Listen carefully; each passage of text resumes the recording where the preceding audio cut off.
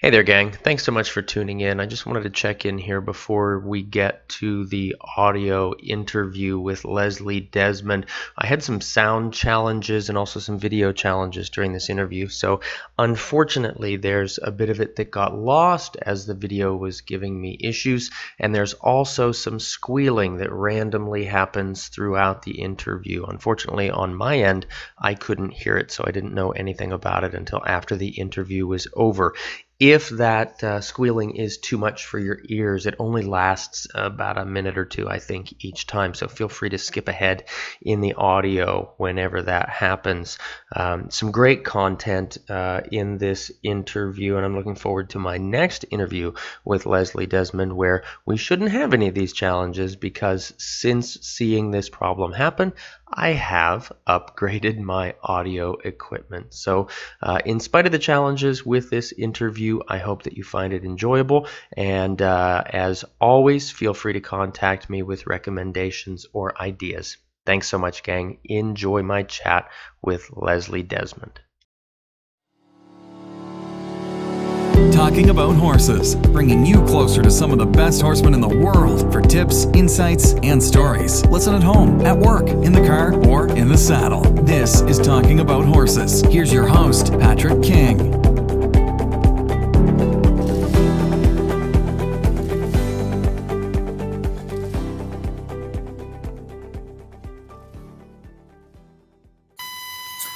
Oh, hey there, gang. Patrick King here, and I want to thank you for tuning in for episode number 26 of Talking About Horses. Today, I'm pleased to be joined by internationally recognized horsewoman, coach, presenter, and author, Miss Leslie Desmond. Leslie grew up in Massachusetts and Vermont. Early on, she trained horses and rode in regional jumping competitions and local gymkhana events, and then went on to coach children and new horse owners in the basics of riding and horse care. After high school, she worked at a number of show barns, racing stables, and small breeding establishments on the East Coast and Midwestern U.S. For many years, Leslie has helped horses and their owners. Among these were troubled horses that others had given up on, race horses, show ponies, draft horses, jumpers, and other kinds of performance and backyard pleasure horses. In 1990, Leslie relocated her riding school to Novato, California, where she founded Diamond Lou Productions and released her first 3-volume video series, American Horsemanship for Young and Old. During the last years of his life, the infamous Bill Dorrance asked Leslie to accept his guidance during a 4-year apprenticeship while she recorded his knowledge and experiences. Between 1995 and 1999, they trained horses together, put on demonstrations, and held clinics around Monterey County, California, while she co-wrote classic text, True Horsemanship Through Field. The sequel to their book, a 10-CD audiobook called Horse Handling and Riding Through Field that Leslie published in 2006, is an information-packed guide to better horsemanship through field. Leslie now works with owners and trainers who want to advance their horse handling and riding skills through field. She continues to hold horse training seminars and demonstrations throughout the U.S. and Europe. Leslie, thank you so much for joining us for this episode. You're welcome. Wow, that was a long introduction. Thank you. That's quite the bio. And as we were talking about before we got started here, I edited that a little bit from your website. So tell me the things that I edited, or maybe the things that have happened since then. Do you want to fill us in a little bit more on anything that I might have missed or should have?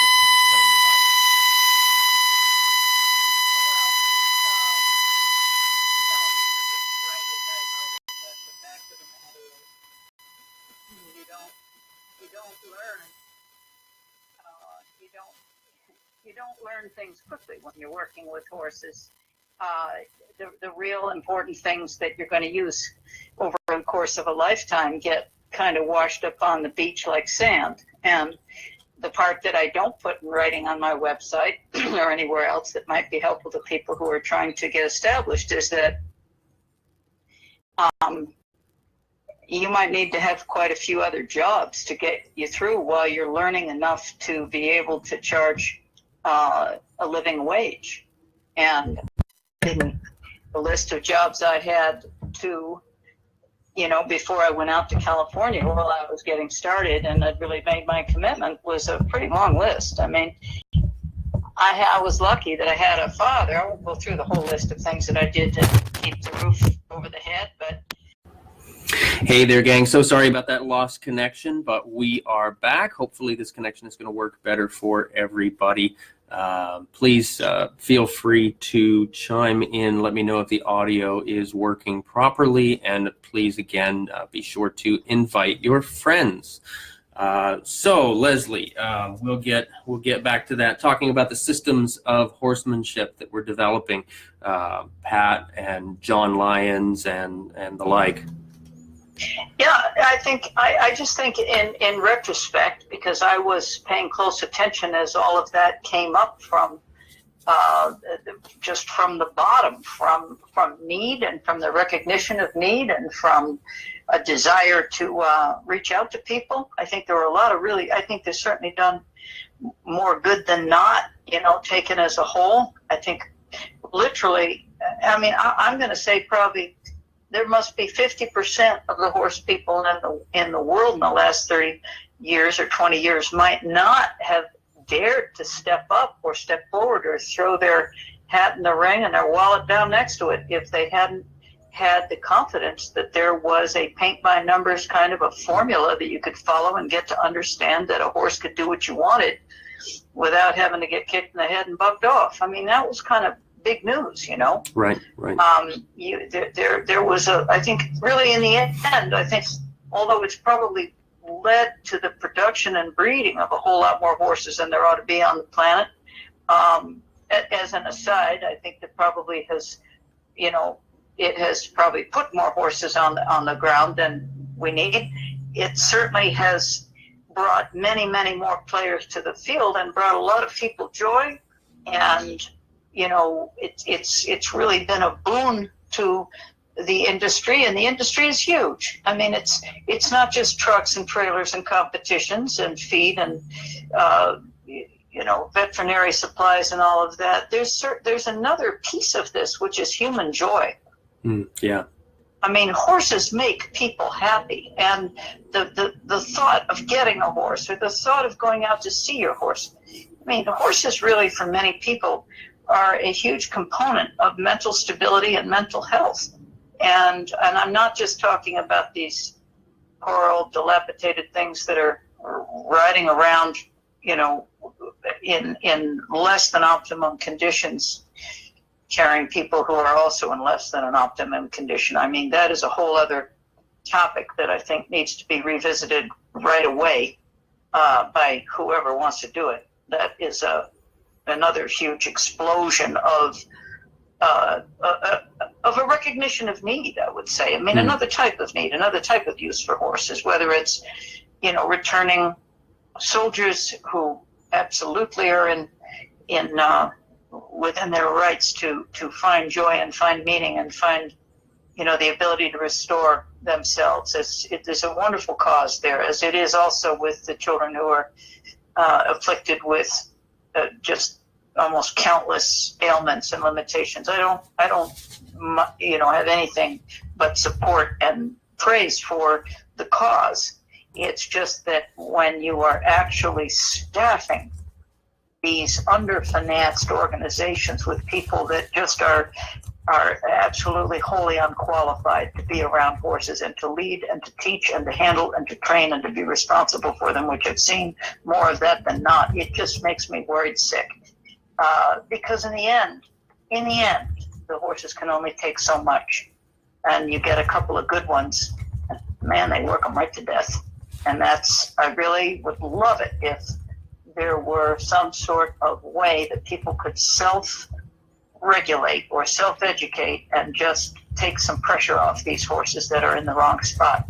I used to be one to, not every horse is good. Not every free horse is cut out to be a good therapeutic riding horse. And I know that people are finding this out every day.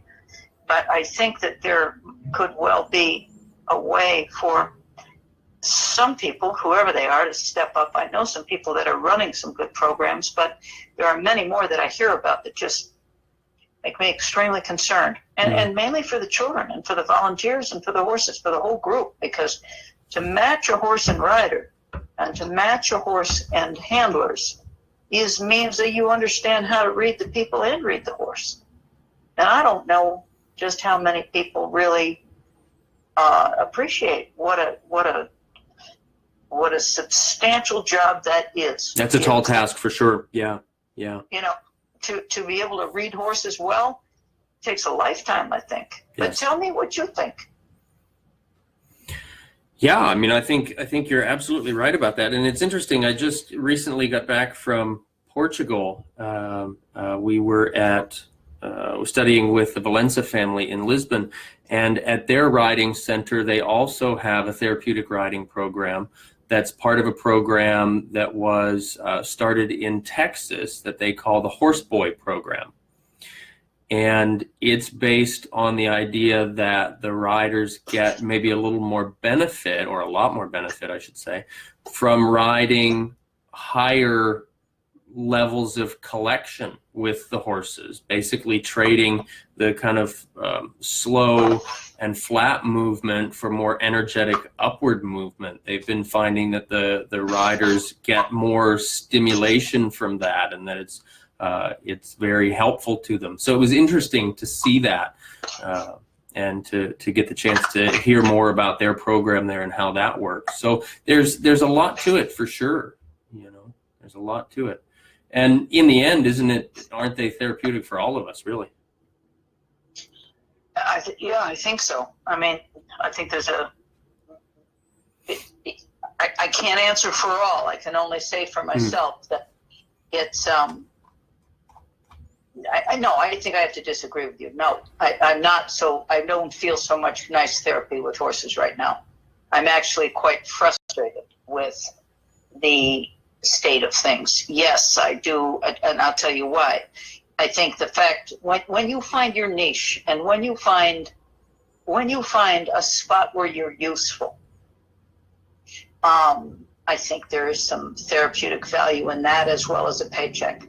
But I have just actually been reinventing myself, and I've realized that I've had to kind of stop being a coach because.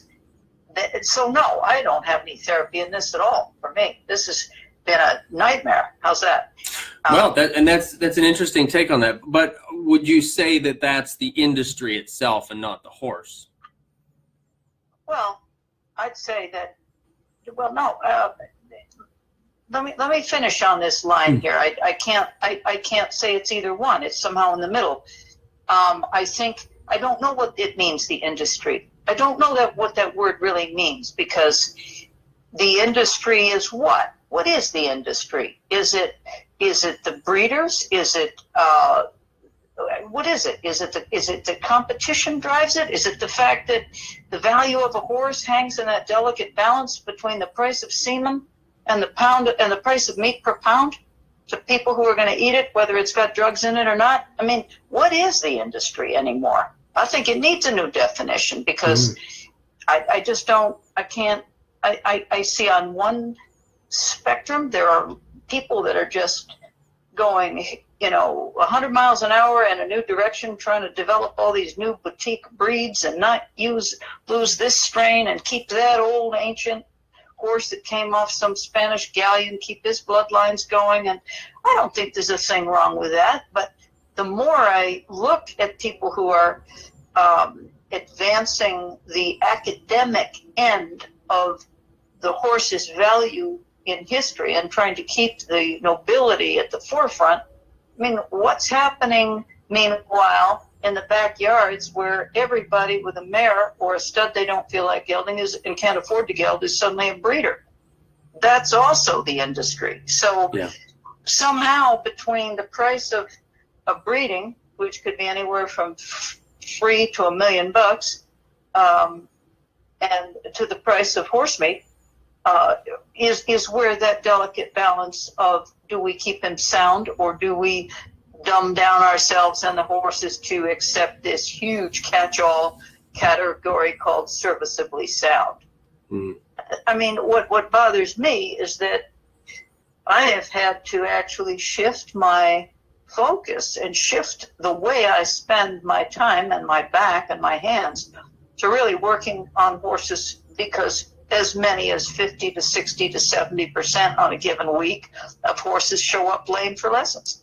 They're not fit to ride. And I'm not kidding.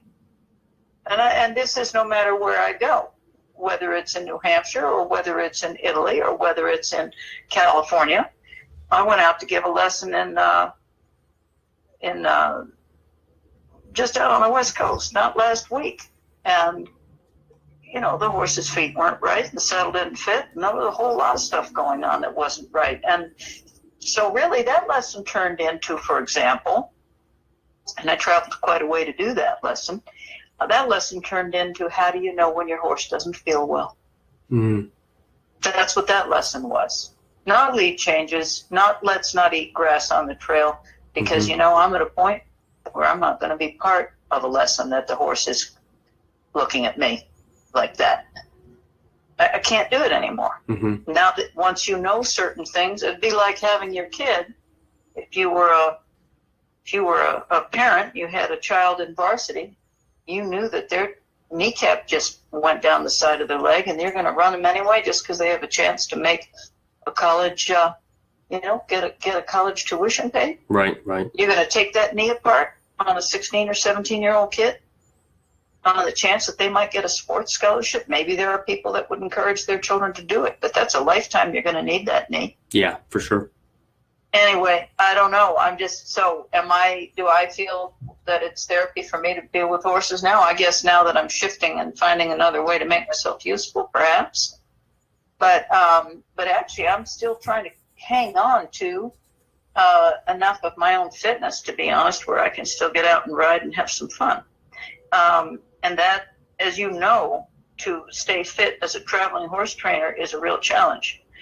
I admire you because I happened to overhear you talking about your fitness regimen and your diet. And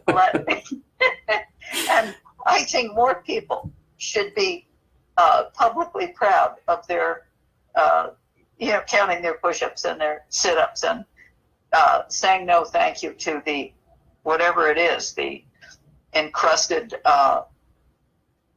fragrant tray of hors d'oeuvres that all those wonderful yummies they bring around, right? Right. All these trays of stuff, these trays of sinful stuff that just make you look like a 10-pound sausage in a 5-pound case.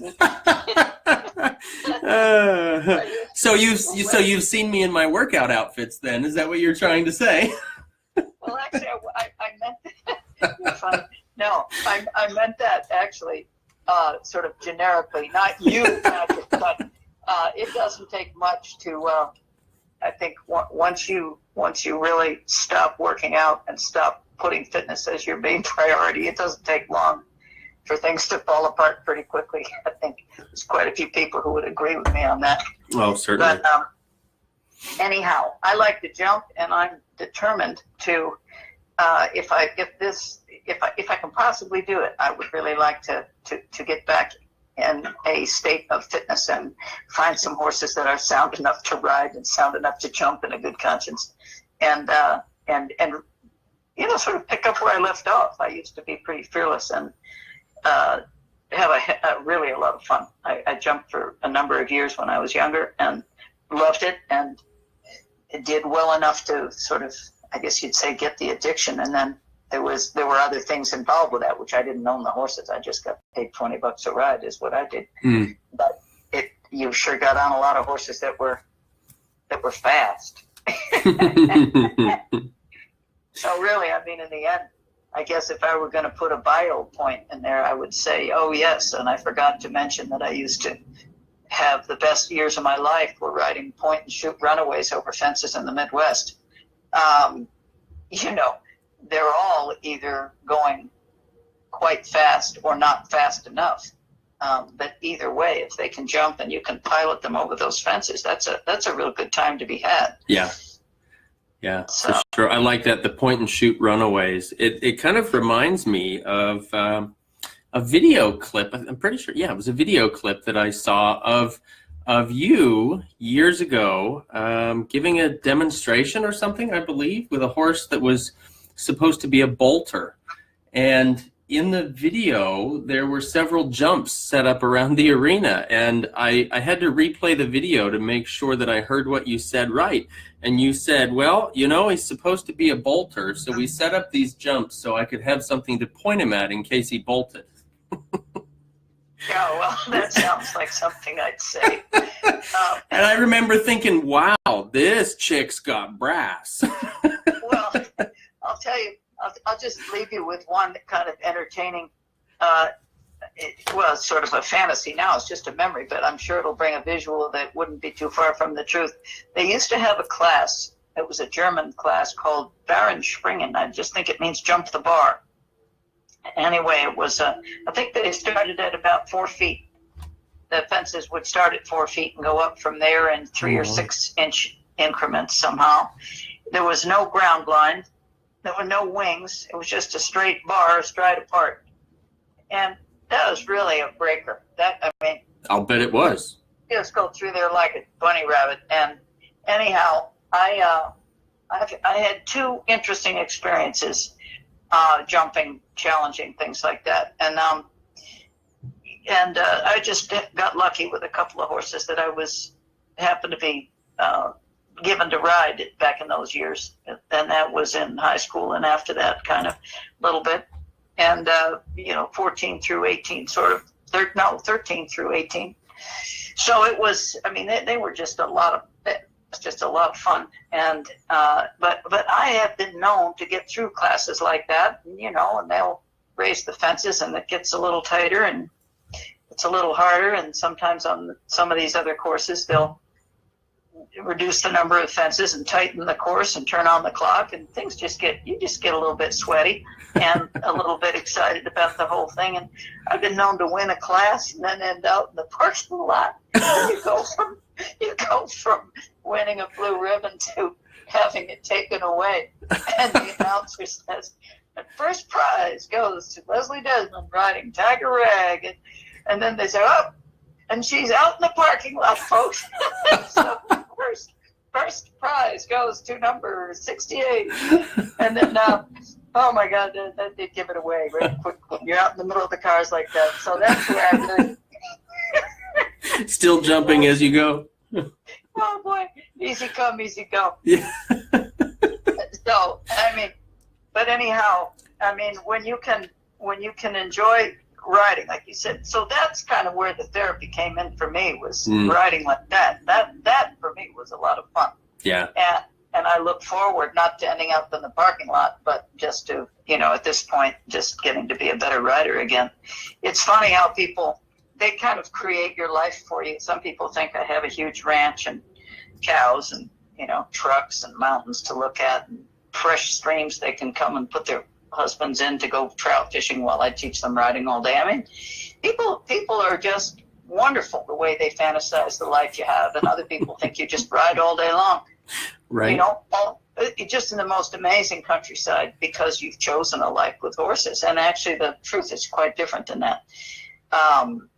But it does, I will say that having made a commitment to help people and horses, I've had to renew that commitment a couple of times, but I've never been sorry that I have. It usually coincided with, growth spurts of my own, or decisions that were based on things that were happening regionally, economically, things like that.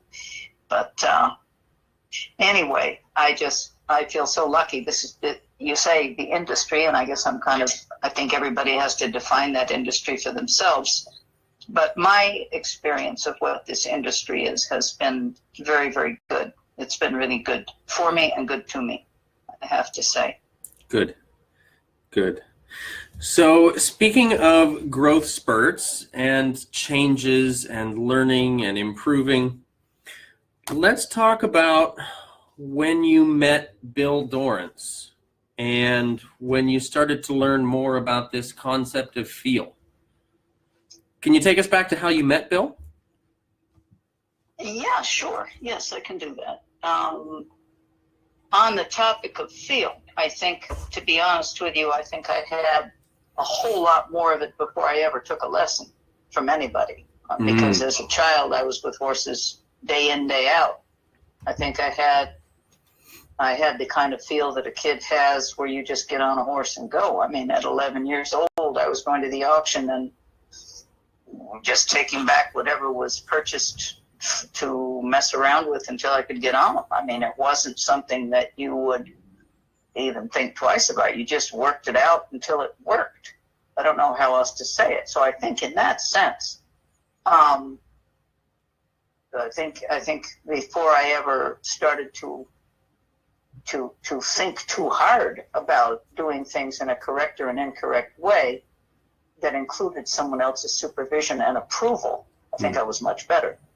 I think my horsemanship really got, my horse handling skills went down the drain when I started trying to train for a test or to please a teacher, which, started happening, in my teens. And after that, then I finally gave up all that and did things my own way for a long time after that. And I think I recovered some of the feel that I had. I think anyone who really truly has a passion and an appetite for horses is going to develop a feel. I see 6-year-old kids and 8-year-old kids that have more feel than people that have had 10 years of lessons. Yes. So I think I just think that word and the way that word is used and marketed and interpreted is important to give thought to. But let's just say that by the time I met Bill, my ability to read horses was not correct. I knew that I was in trouble. I was not reading horses well, and I was not appreciating them the way I used to, and I was in arguments with horses. I was not happy in my pursuit as a trainer or as a student or as a coach or as a horse owner. I was so frustrated I could hardly stand myself. But I also had a lot of company. About everybody I knew was in that same boat at the time. I didn't know anybody who was, in those days, I was in California then, it seemed like everybody was complaining about their horses for some reason. And maybe it was popular then to do that. It had never occurred to me to do it, but I guess I did it. I guess I felt that way. I didn't do it too much publicly, but it was a private hell I was living in with these horses that I was trying to improve according to standards that I, at that time, held to be, a benchmark that I would need to achieve before I could feel good about myself as a horsewoman. And that was a really artificial kind of structure to try to succeed in. I was not going to succeed in that structure. And I think that if I hadn't met Bill, I don't think I'd have stayed in it, to be honest. So it was based on the idea that you had, based on the goals or what you thought was right for those horses in the moment. It was based on that where the struggle came? Well, that's a good question. I think that I had opened myself to an enormous new body of knowledge that I had been seeking and that I had read about, heard about, and felt and seen and recognized little shreds of it in other people's work. But in the end, the thing is, when you begin to learn and train in school on a regular basis with a group or with sort of there's a momentum that happens in a self-directed education. You're going to find people to ride with. You're going to find a trainer you like. You're going to go repeatedly to get more information from the same person or from the same type of class. And inevitably, unless you're pretty well squared away inside, you're going to fall prey to a human weakness. And human weakness, as it translated for me, was feeling inadequate. And I had been around that as a child because we didn't have money. I didn't have a trailer. I didn't have a fancy show horse or the right clothes. I borrowed clothes. I went to the used clothing store. I was paid to ride a horse. And then that started to make me feel a little better. because I ended up actually riding some horses for some pretty fancy kids who ended up sitting on the tailgate of their car watching me ride because they couldn't handle the horse. It didn't happen. Well, it didn't happen like that all the time, but it did sort of make me feel as though I had, you know, a little leg up on something, even if I didn't have my parents there watching or some kind of checkbook behind my dreams. But the fact of the matter is, you know, there are many people who do well with a checkbook behind their dreams and are happy and do learn to ride well. So it's not that there's anything wrong with getting into it in a well-financed way. It's that depending on how you operate your life, you're not going to operate your horse world any differently than you operate your life. And so what, at that point in my life, I was looking at was not just that the horse deal wasn't any fun, I wasn't any fun. My choices weren't fun. The people I was choosing to be around, I need to recycle them down to the last one. And, you know, that's a hard thing to do when you're also counting on a community for a certain type of identity or a certain type of a feeling of belonging. I mean, it's not easy to cut the whole lot loose without casting yourself adrift. You know, Sure. And you got to be strong, and you got to be pretty sure you know why you're doing it, because it can be a lonely trip out there with or without horses. But there's nothing worse. There's no kind of loneliness that's worse than being in the company of people that you don't respect and who don't respect you. And I'm not talking now about, you know, that's certainly not the story of my life. I'm just saying that there is nothing that is more tough for people who are at an entry level in the horse world. It is a capricious, competitive, small, catty, barn life, gossip, laced world, no matter what discipline you're in. I've never seen it to be otherwise. And I came from a small town and a tiny family, and I was just not used to that kind of meanness. Do you know what I'm talking about? Yeah, I think I do. We see it all over, and I think the way that you talked about it, kind of recycling the people that were in your life, I think that's an important part. And it's challenging when a rider is just learning and just getting started because they don't know. They don't have maybe the experience to deal with it. But I think it's similar in our life in horses as it is in our life outside of horses. It's important for us to be constantly auditing our personal circles, you know, to see who's exactly checking out and who's not. That's exactly right. And now, what does that mean? Am I going to sound like I don't like people? No, that isn't really what I'm trying to say here at all. It's that if you're not squared away with yourself, you end up settling for people that rub you the wrong way. Yes. Instead of being selective. Yes. That's what I'm getting at. It's not that I, you know, am going to take any credit for finding something wrong with everybody who was in my life at a certain period of time. That is not the point. There wasn't anything wrong with those people. They were all, I'm sure, noticing a lot of the same things that I was and finding, I mean, I didn't see that anybody was having a whole lot of fun. To be honest, I think there's a certain part and a certain kind of learning curve in the horse world where somehow the fact that you're learning is not something to be happy about. And I think I was around a lot of people that wanted to be like the teacher, and they couldn't be happy with themselves as students. They couldn't be happy with themselves realizing that they didn't know how actually to fix that type of stirrup. They didn't actually know what that part of the saddle was called. They couldn't say, now what's this called, this thing right here? I've been on all these horses, and what's this little piece of the horse called here? You weren't finding people, and I think it's still a problem, is that people don't dare. This is one of the things Bill talked about in his book when I met him. Right off the bat, he said, you know, you didn't want to have people think you were in the dumb class. Mm-hmm. And I think that's still today the truth. And I think that that was also something that I grew up writing letters and reaching out for information.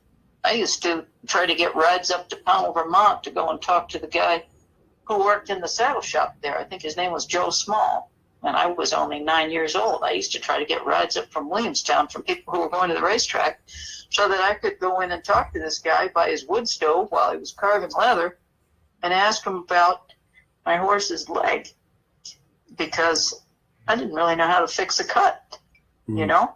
And I grew up quite open to asking questions, but I very quickly found out that the way questions are answered will either keep you open and searching and learning, or it will shut you off, shut you down, and make you ashamed. Yes. You see, and that kind of thing, unfortunately, and as I said, I'm sorry for all the people that I ever subjected to that same treatment I had for a while, because I did the same thing to some of my students. You know, I didn't embrace them well enough I wasn't gentle with my knowledge. And so, but that's, I mean, thank God that's some decades back now. I can't say this was last week, thank goodness.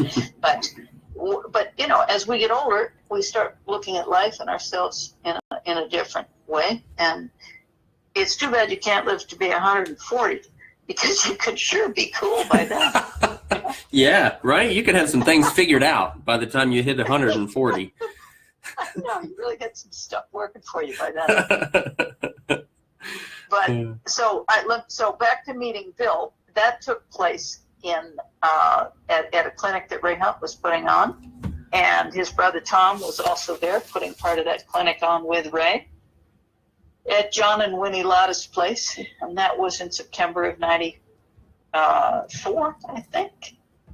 And I think it was September of '94, and there were a whole lot of people there that I knew most of them. It was a big horsemanship class there, and some wonderful, wonderful hours spent there watching Tom and Ray work horses together. That was really, really quite an event to witness. I was very happy to have been there, and I took a lot of pictures and learned a lot there.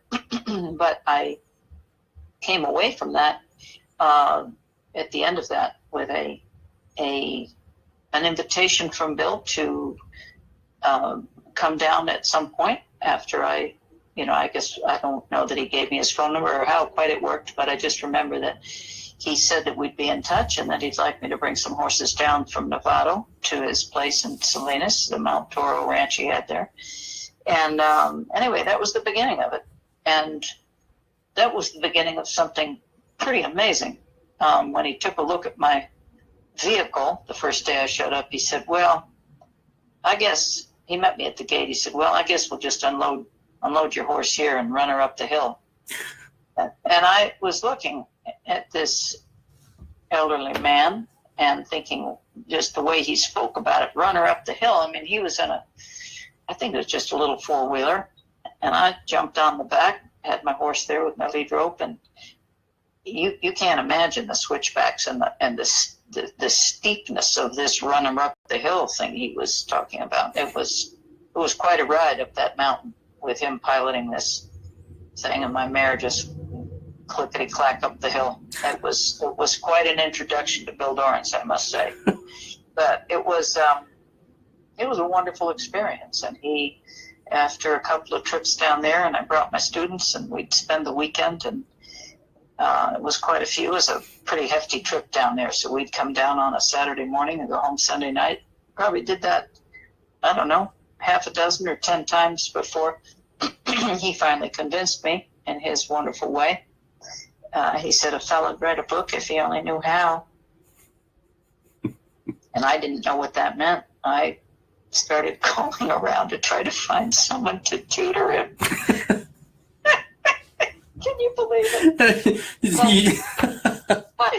I didn't know that was the way he was kind of dropping the hint that if he only knew how he'd do it. And I didn't understand. So you're getting him a tutor to teach him how to write a book? Yes. I went down to the community college there in Monterey County, and I made a couple calls to see if somebody could come up the hill and, teach him how to write an outline and take notes and all, but that is pretty far from what he had in mind. And I was so, I had a good chuckle over it, but really, I mean, in the end, I wasted a lot of time with that idea that I had to find him someone who would teach him how to write. I guess things happen in the end the way they should, but I still have some very interesting audio files that I think at some point in the next year or so I'll try to get them out. Our first interviews were very, very interesting, where we ran a tape recorder, and it was. Do you want to hear how it was to start writing that book with him? Should I tell you? Yes, I want to hear it. Okay.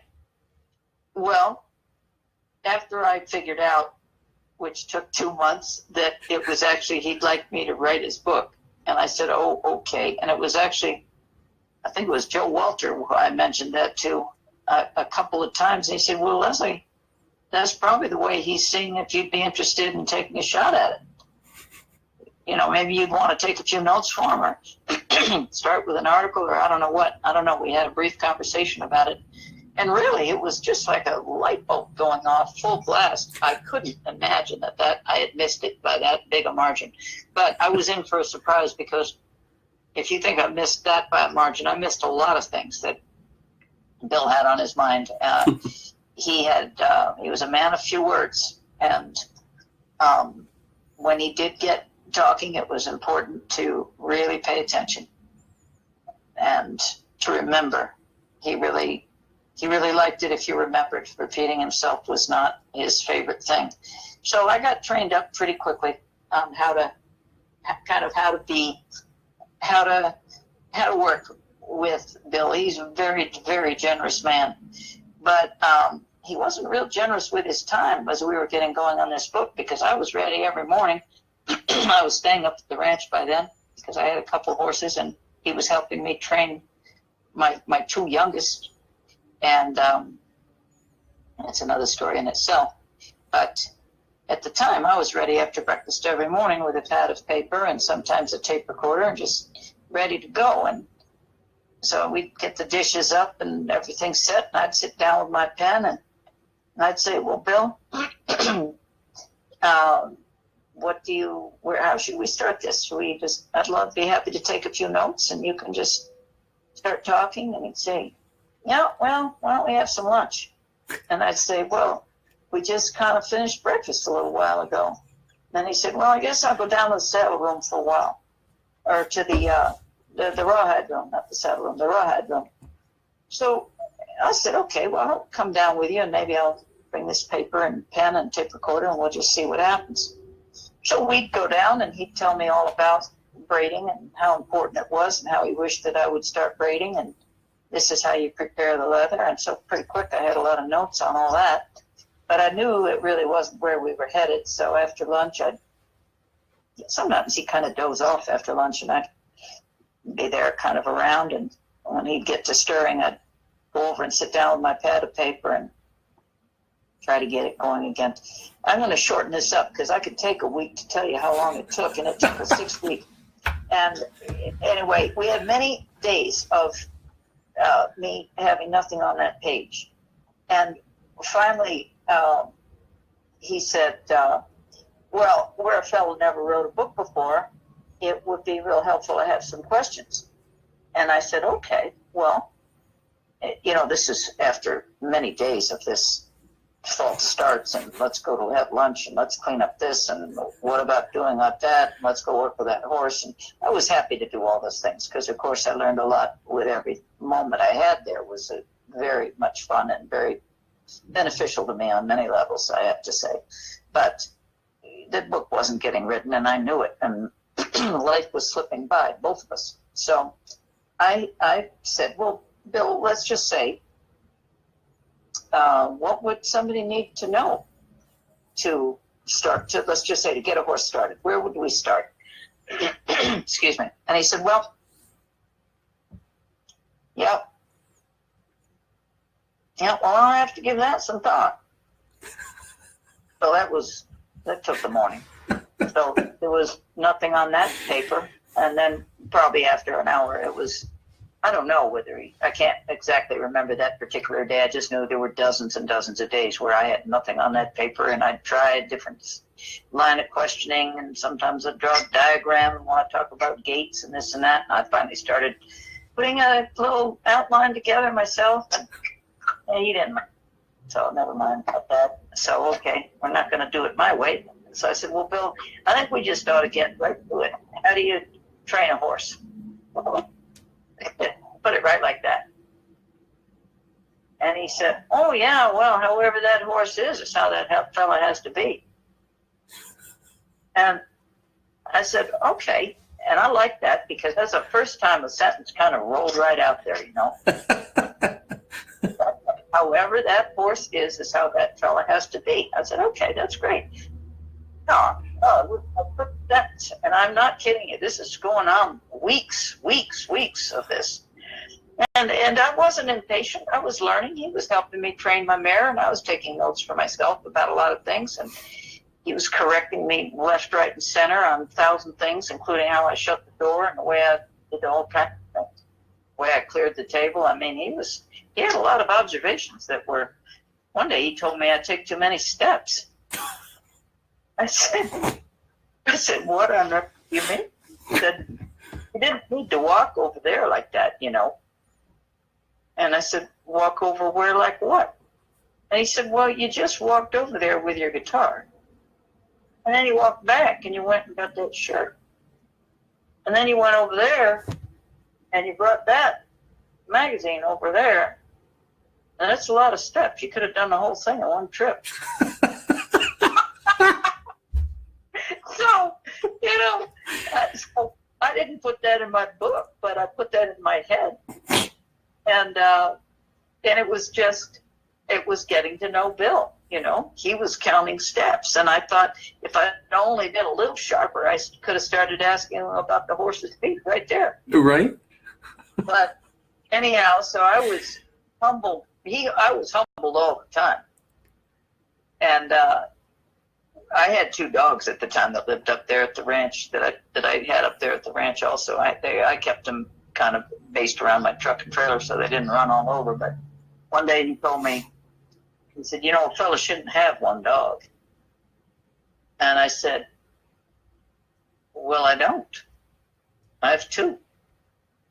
And he looked at me and just with such a look as though that's the wrong answer.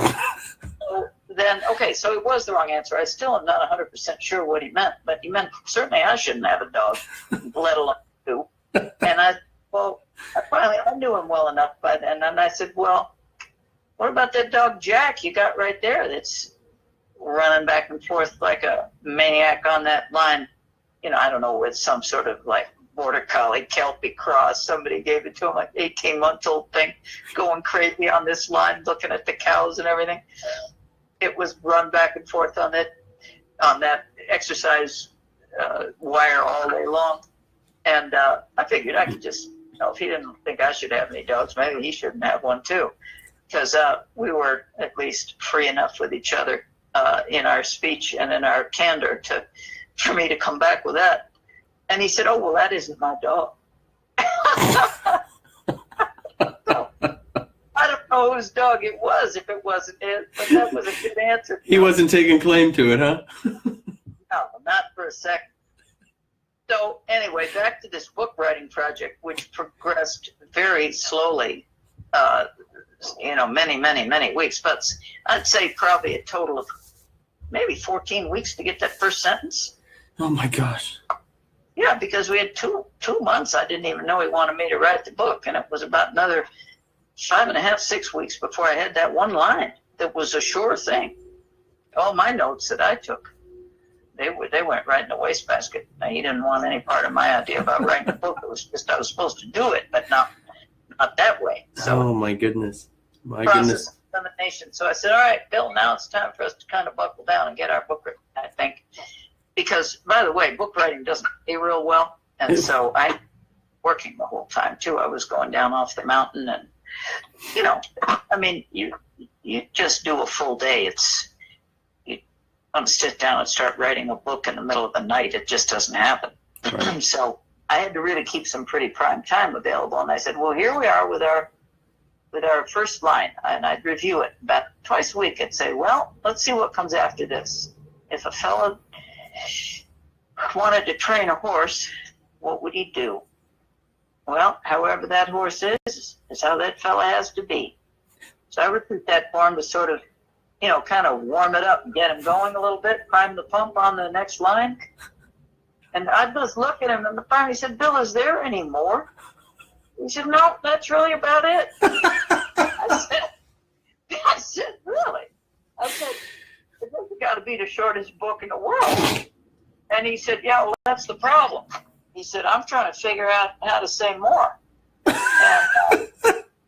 And so anyway, that became, so then I had to fall back on my high school, how do you write a term paper lessons from when I was a kid and used to write stuff from school, and I had to make an outline, and that's where we started. But what I actually did start doing, and what I direct people now when they get a copy of his book, which is out of print now, by the way, but there's still plenty of them out there on eBay and Amazon, and I got a few here that are, not many, but there's some. But anyhow, there are enough copies of that book out there to satisfy the need, I'm sure. But I recommend that people start with what I actually finally got him loosened up to go to talking, was to make what I would call a glossary, just to start to write down the definitions of the things. He had his own vocabulary, for heaven's sakes. Mm. I mean, he had a whole other way of looking at the world. This is a man who had an 8th grade education in what would he have been? He was born in 1906, and so in 8th grade he would have been 14? So 1920. So there you are. I mean, something around in there, 14 or 13 or 15 in the 8th grade, depending on how they ran that school. But the point is, here you got somebody who was in, basically the westward expansion. He was in the Northwest Territory just right smack in the middle of World War I, just after the turn of the century. This is a perspective that is hard to imagine. When he was training colts and growing up on the ranch with, his 3 brothers and his 4 sisters and untold numbers of cousins and people, it was a huge deal they had going there. There was 750 head of registered cattle. There were 50 teams, he told me, 150 saddle horses that they had in use or in training or cycling through to use on the ranch or with other ranchers or to hire out. This was not, you're putting up hay for that much livestock. There was not a second to lose in the daylight. So to be trying to, write and approach an academic subject with someone who had grown up that way and had a vocabulary and an old world vocabulary, and certainly a very tailored home education, I would say. I think his parents were very clear on having, a nice way for the family to be, a nice way for the family to interact with the community. I mean, it was from what he told me and what I've gathered and the way I've seen, the way he operated and spoke about his own family. I mean, took a lot of pride in doing things properly. And that's why I wanted to reflect him in the best way I could by using his voice and not trying to put words in his mouth, But anyway, that last section of the book, I should have made it first. I said at the end, I think we should really have a glossary, Bill. He said, no, not where we're having that book about horses.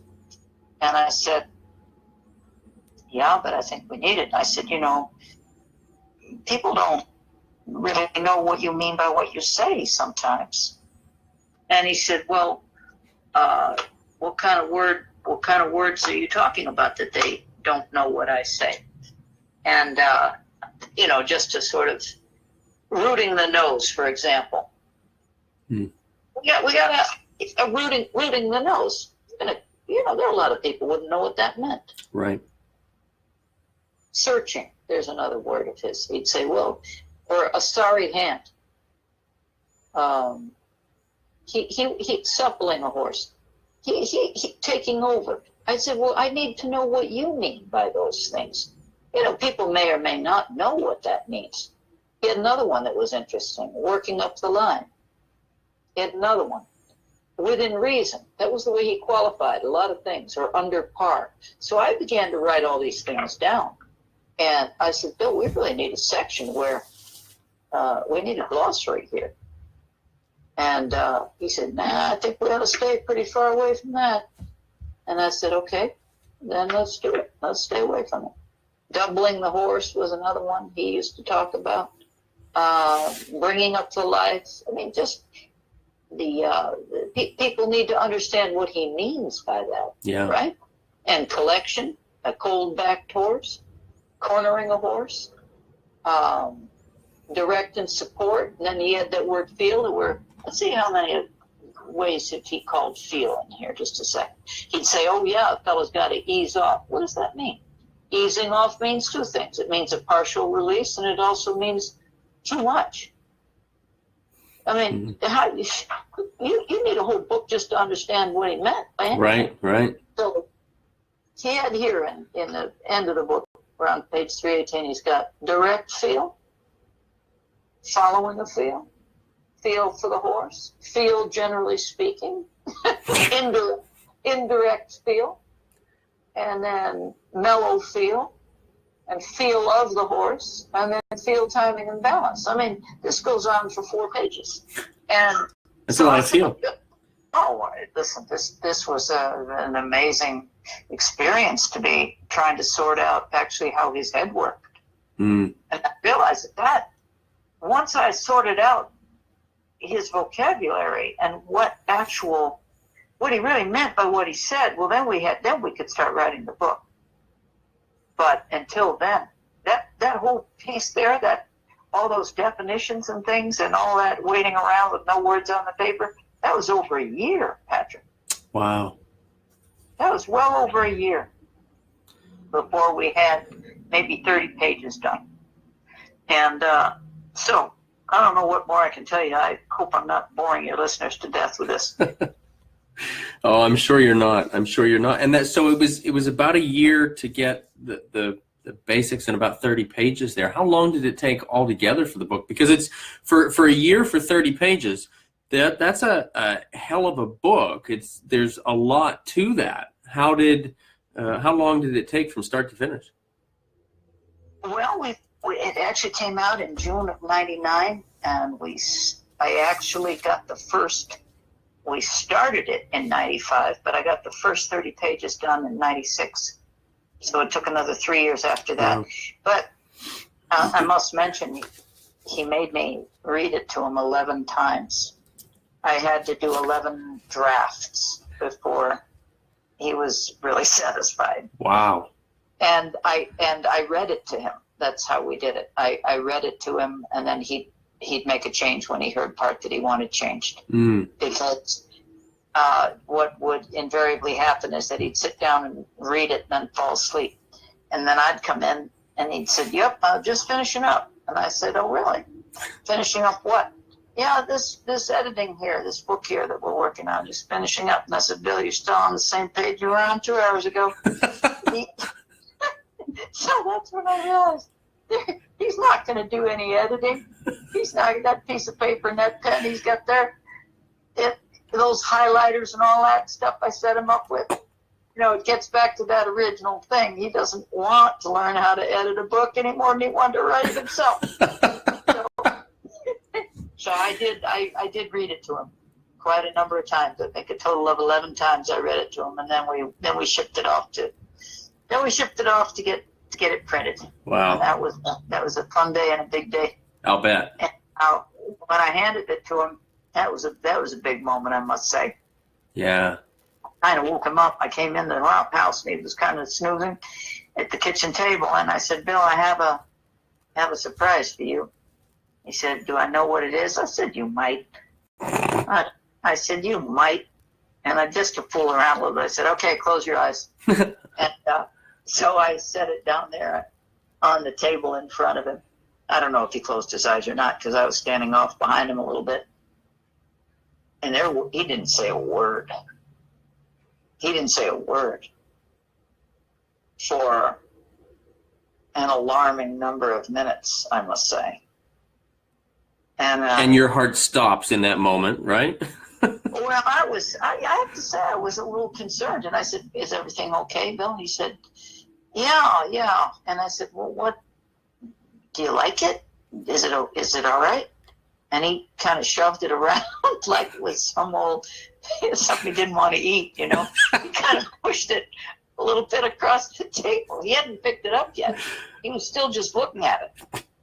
And he just kind of pushed it across the table with his knuckles. And I thought, what in the world? Why doesn't he pick it up? You know, of course, I was excited. I'd already looked through it, and I wanted him to love it, you know. Right.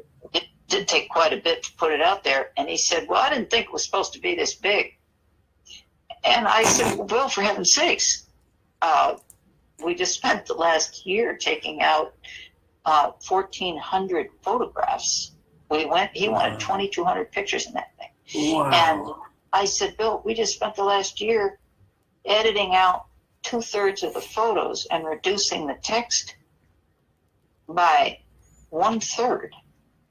He said, well, then the size of that book wouldn't need to be mentioned again, would it?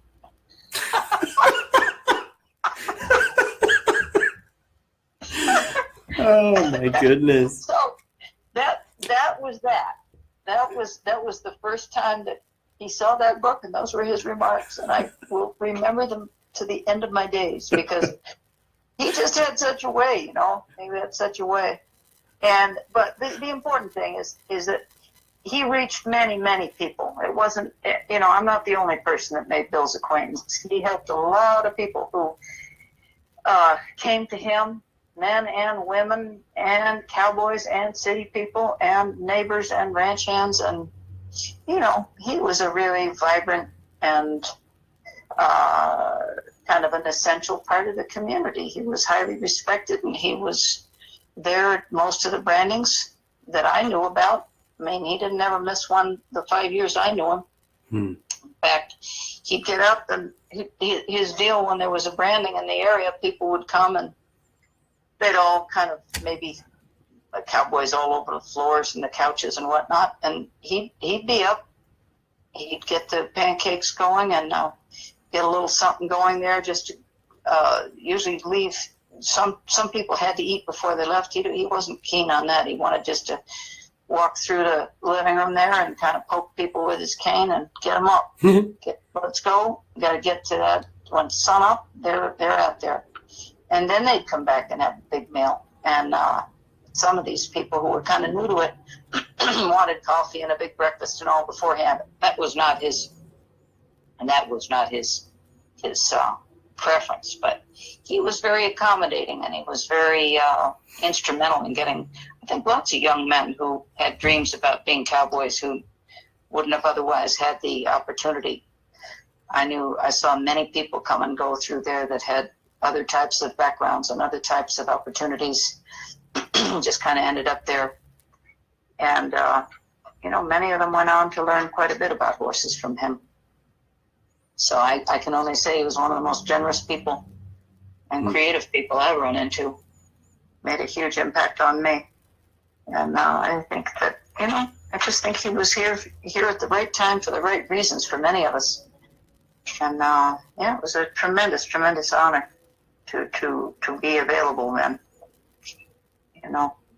I can only imagine. So you mentioned 3 brothers and 4 sisters. Is that right?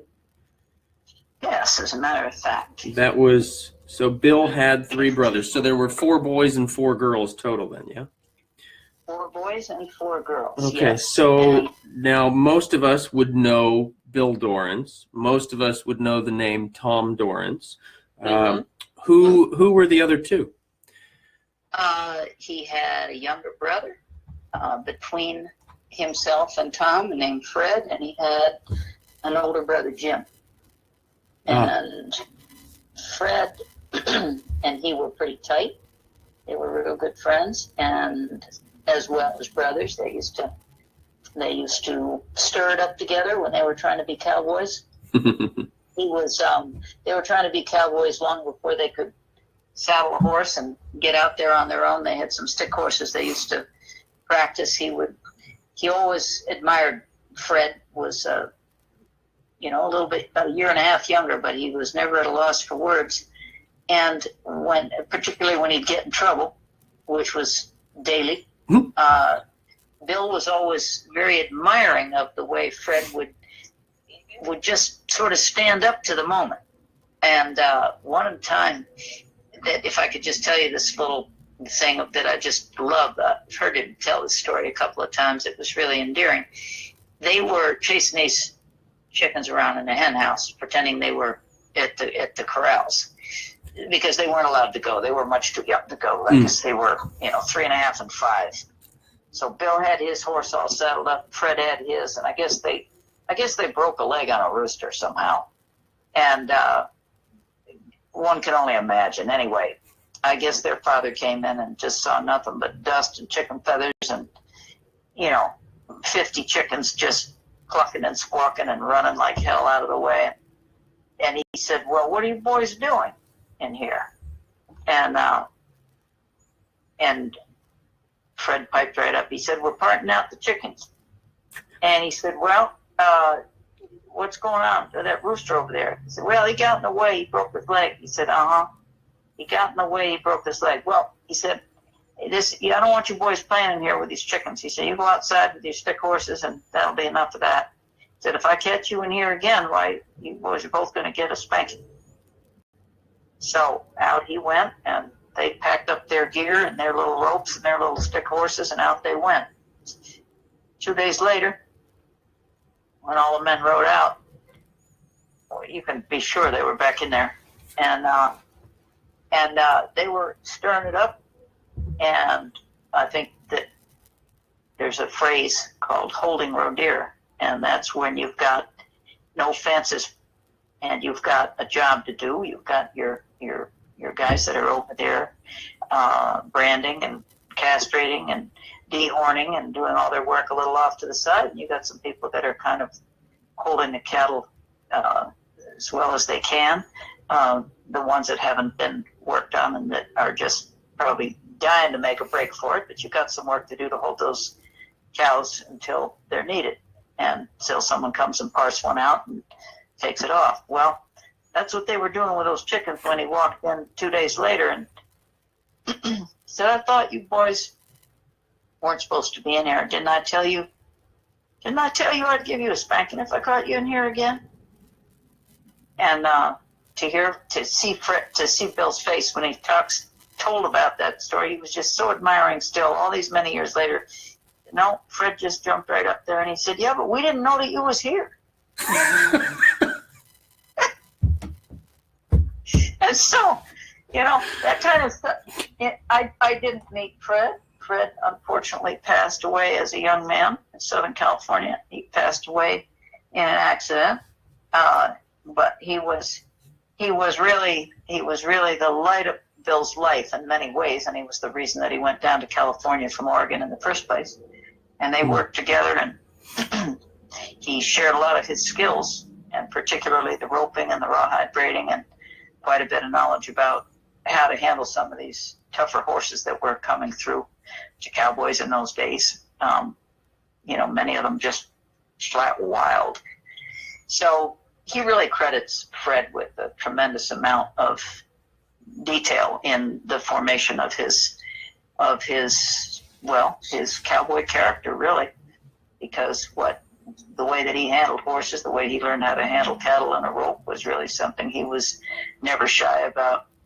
Certainly there was some years and years of experience, but until he was 43, until 42, I guess, till Fred passed, that was his main source of information and inspiration, other than the horses and the cattle themselves. So there's a lot there that is really that he attributes right to his working relationship with Fred, who got down to California, earlier. Bill came down there in 31. So Bill went down there after Fred? Yes. Okay. Yes, he did. Bill went down there after Fred. He came down in 1931, and then he met his wife-to-be, and that was a wonderful story that is, too long for the telling, and I don't know tremendous amounts about it, just that it was just a beautiful partnership and a wonderful story.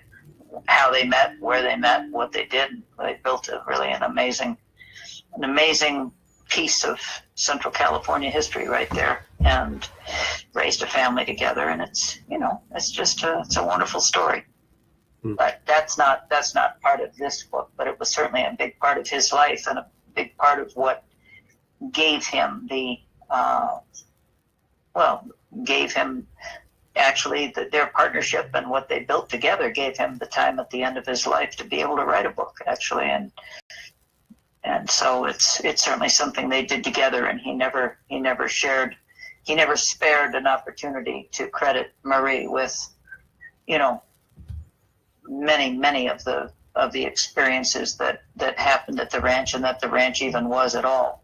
So he was, I think, it was just nice to hear him speak of her, So that's there's a lot more I could tell you about Fred and about. It sounds like you've got a whole other book in there. I think, there's certainly, I have actually cases of notes that are in storage, and many things that are still yet to be worked with. I just waiting for the right time in my own life to break that stuff out. I'm not quite there yet. I think I've got a few more horses to ride and a few more miles to go before I'm at the spot where I'll get into all that. It's pretty clear that it wants to get. It's clear that it wants to get told. I think it's clear that it wants to be shared. Particularly a lot about his. I just love the way he talks about leather and rawhide, and he wasn't really big on making saddles, although he had to do a fair amount of leather work in the course of his cowboy life. But the rawhide really that was really his passion. But there's just no end to what you could talk about with people who knew Bill. I think there's still quite a few people left who did up in Nevada and California and through a lot of those ranches, and younger people, and I say younger people, good Lord, I'm 64, but I'm talking about people that grew up around him when they were in their teens and 20s, who are probably my age now.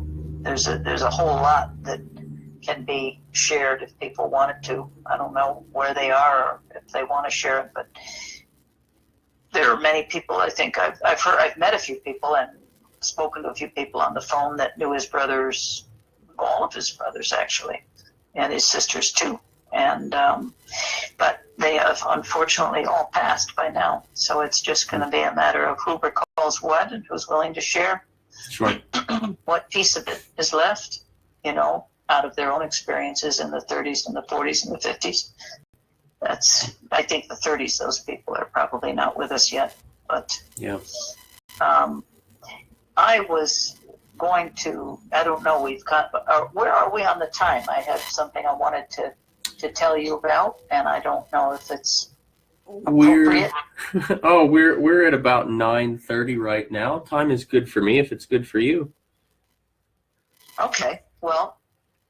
We didn't discuss time limits before we started our interview here, so. Good. Well, I think there's one horse training thing that I might like to bring up, since that's, Yeah, we certainly have a couple horse training things we'd like to get to, but these stories are fascinating as well. I love it. Well, why don't you? Well, thanks. I mean, it's so rare that I get a chance to really speak from the heart, and not with just people flying by through the course of their day, or because it really is nice to be able to talk about it and relive it a little bit in the speaking of it. Tell me what horse things we have done. You got a little list there? I've got one for you. Let me hear what we do. We've got some things I was hoping we'd touch on. The idea of feel and release versus pressure and release. That's something I've heard you talk a little bit about, and I'd love if we could chat about that.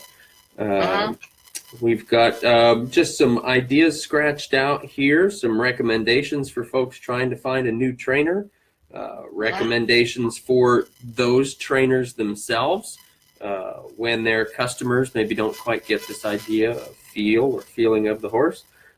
We've got the idea of groundwork, to talk a little bit about your thoughts of the groundwork. Holy cow, this is a lot. Yeah, we might be here till morning, and of course we don't. We can always do additional broadcasts. We might end up needing to make a series out of all this. Some of these topics are a bit in depth. I mean, if we're not going to just skim around, I'd rather, if we're going to bother to talk about it, and not that it's a bother, it would be just nothing but a pleasure, but it would. Maybe we should really take some of these things in depth a little bit later and see. Didn't you say that there might be some questions coming in from your listeners as well? Yes, and we'd certainly like to open up the floor to questions from the listeners if anybody has any. We've been getting lots of comments about how much they're enjoying the stories, though, too. So. Oh, good. Well, maybe I'm very happy to hear that. What we could do.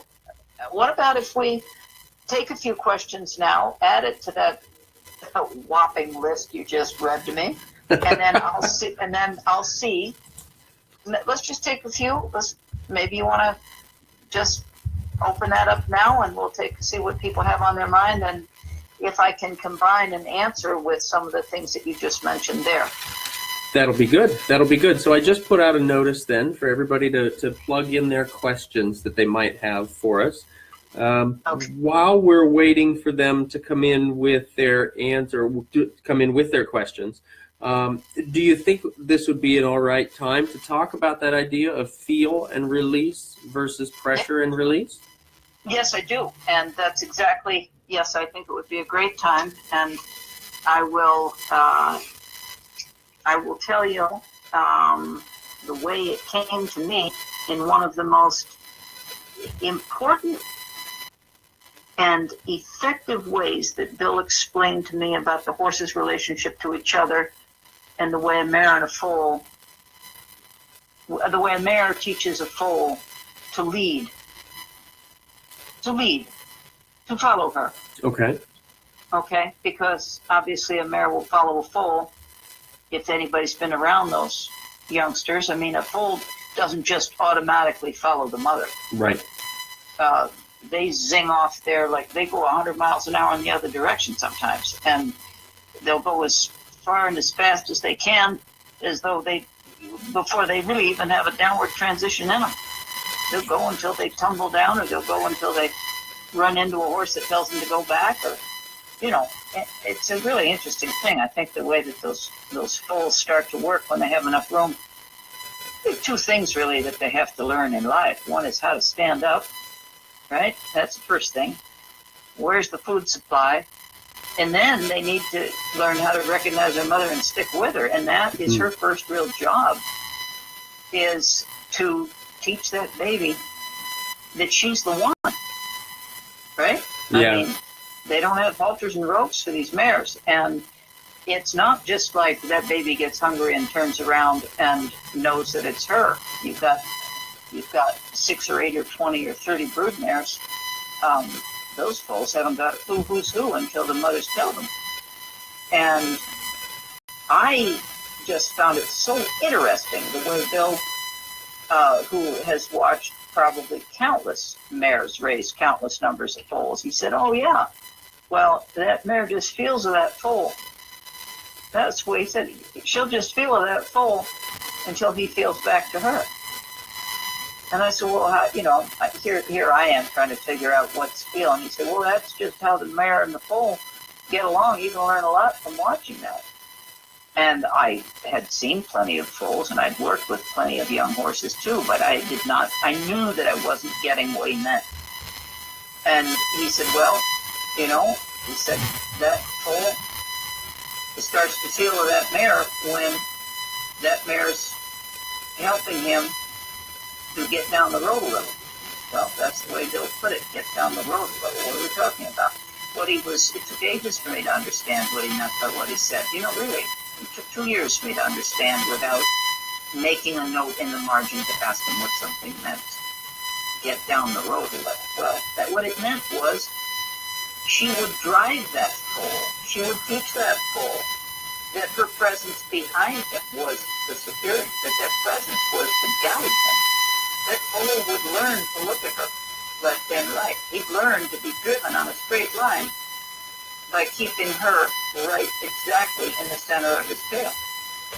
If she wanted to teach that pole to lead, she first had to teach him to drive, so that he was connected to her feel.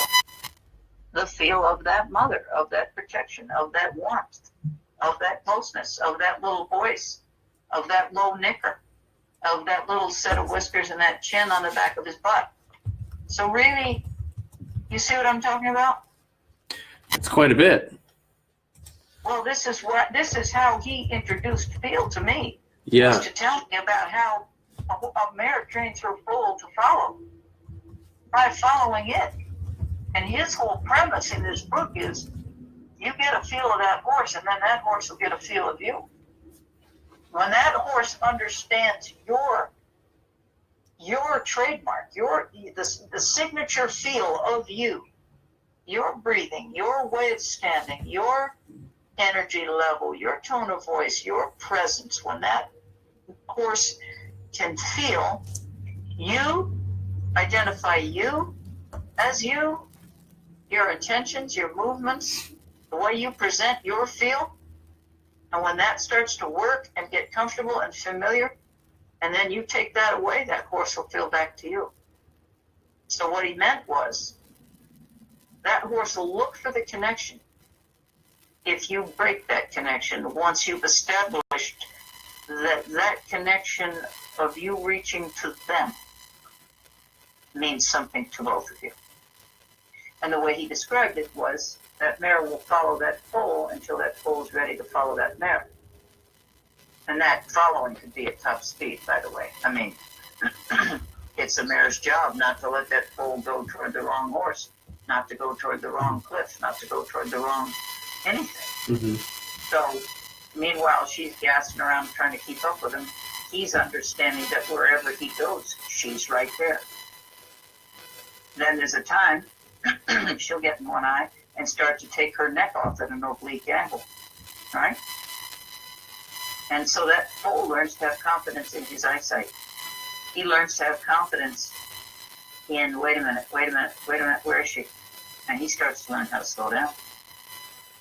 So she'll teach him a downward transition with his shoulders up, just by taking her head off to the side and teaching him how to look and follow her with his eye while they're running together.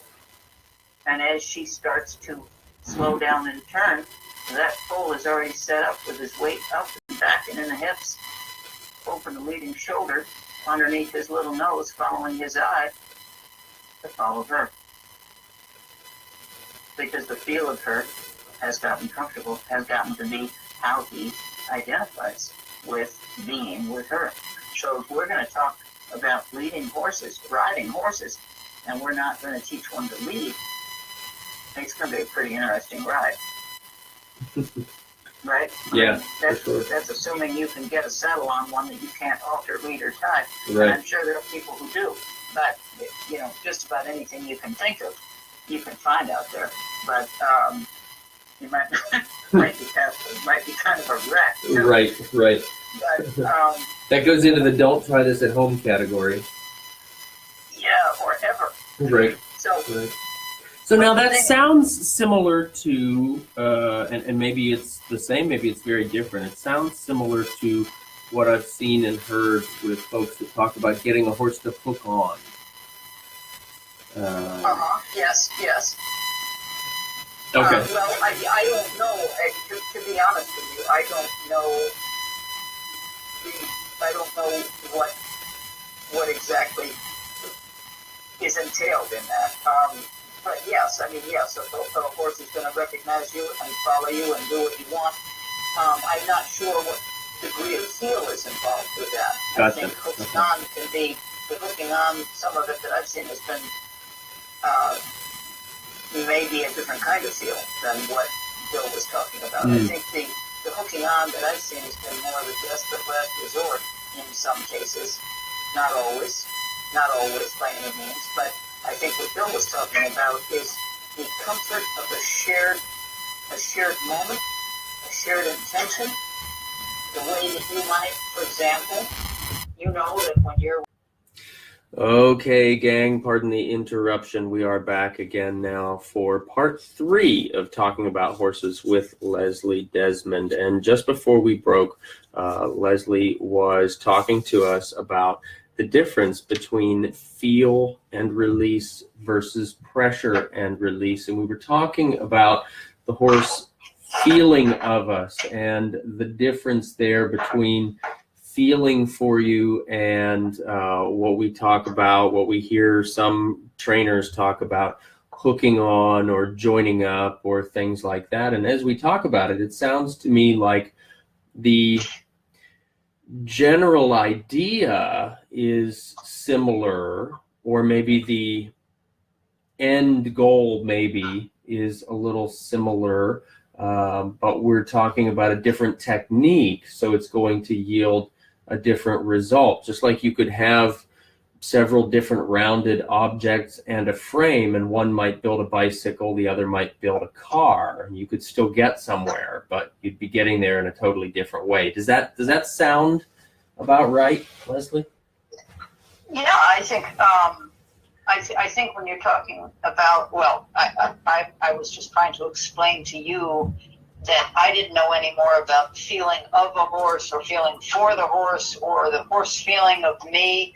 I didn't know any more about what those words meant than the man on the moon. I mean, that's why when he began to ask me to consider it and to think about it in terms of the way a colt that's just born has no halter, has no lead rope, but somehow that mare manages to get that colt, when she snaps her fingers, that thing is on the double at her side and stays there. And we know this. I mean, we know that they have that capacity to, you certainly can't, it's like trying to catch a greased pig. I mean, anybody who is trying to halter a foal that doesn't want to be caught or haltered knows how difficult that is. And the mare is, for sure, an expert at knowing how difficult that is. She knows about it before any of we do, right? Right. Well, we do. So what Bill was trying to explain is that, no more than a mare will go up and put her horse in a corner and force him to follow her. You just can't. It's like trying to push a rope.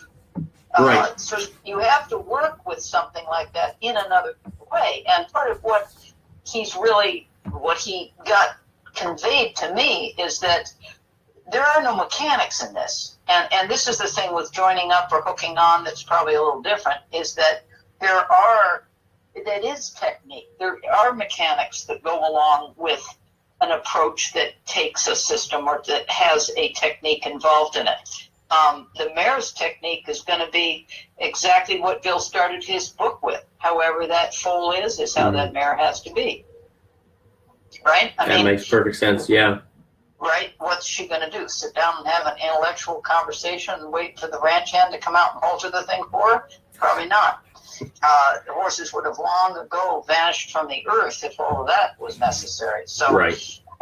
What he's really saying is that in learning about feel himself as a young man, as a kid, on the ranch, and all through life, he would always get back to the way the horses are set up to feel of one another.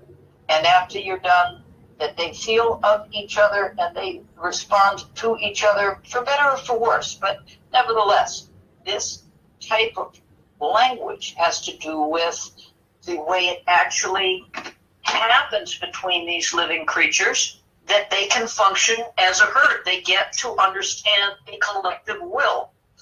They also understand the individual wills. You'll never see more discord among horses than you will when there's not enough room to move and not enough food. You're going to see a lot of individual wills surfacing at moments like that. And, and so it really makes the case for the type of animal husbandry, the type of horse care now that is becoming more accepted, more popular, more sought after, as options for private horse boarding are really becoming very limited in this country, and the cost of everything is going up exponentially. Mm-hmm. The more natural environment it can actually provide for a horse, the closer to the nature you can keep them, the more easily they will understand and read your intent for what it is and not misconstrue it because they've had an artificial environment created for them in which to try to be themselves. Because when you're talking about horses that are actually not in a normal environment for a horse, a certain amount of pressure is already in their lives, which means that more pressure is going to be needed. Yes, because they're basically so accustomed as to be desensitized to those other pressures that you're talking about. Well, yes, and also that once you start to bring in one big piece of pressure, let's just say confinement, Okay. let alone, let's just say they walked into confinement following a horse they trusted and had a good feel of.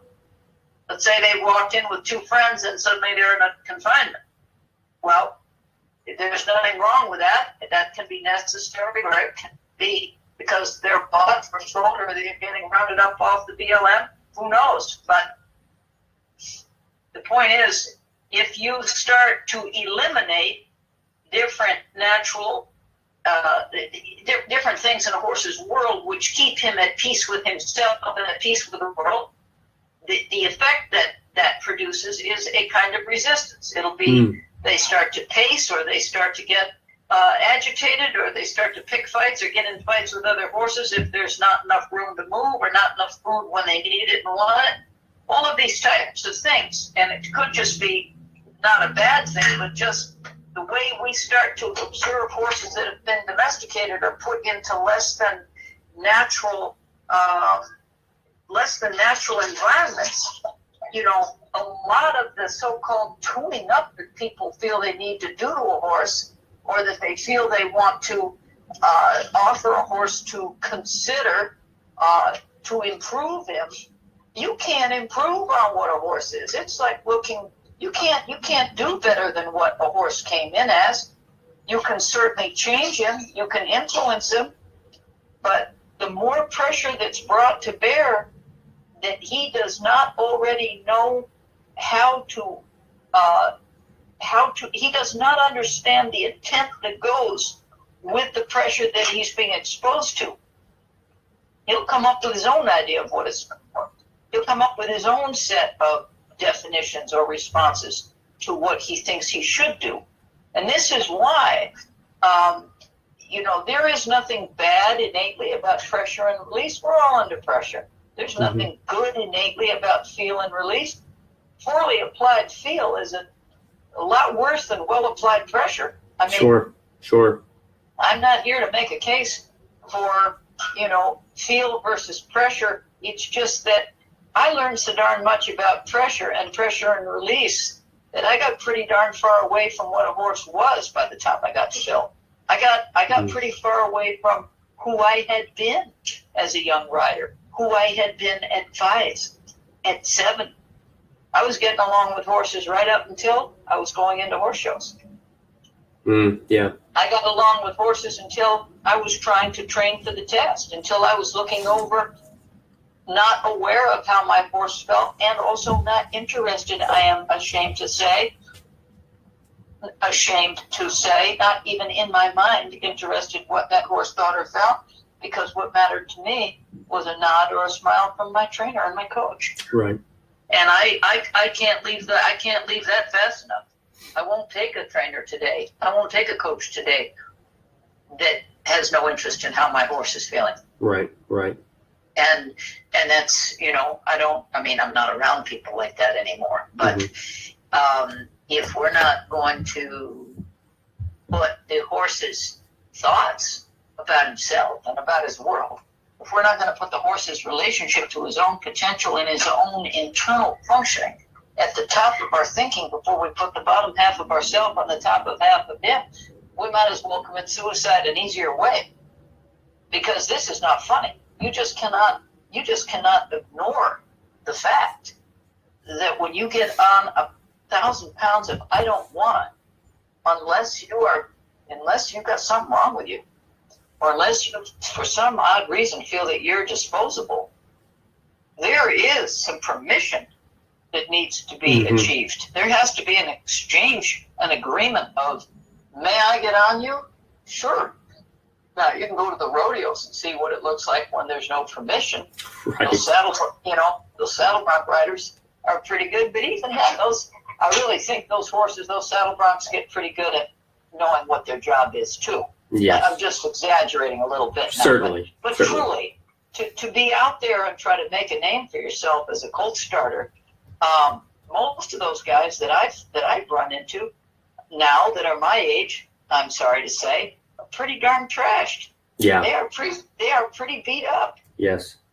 Back in the day, you had a little audience, you were climbing on for the girls or one more ride for, because your buddy bet you a cigar or whatever it is, or a steak dinner, you could get on and do that.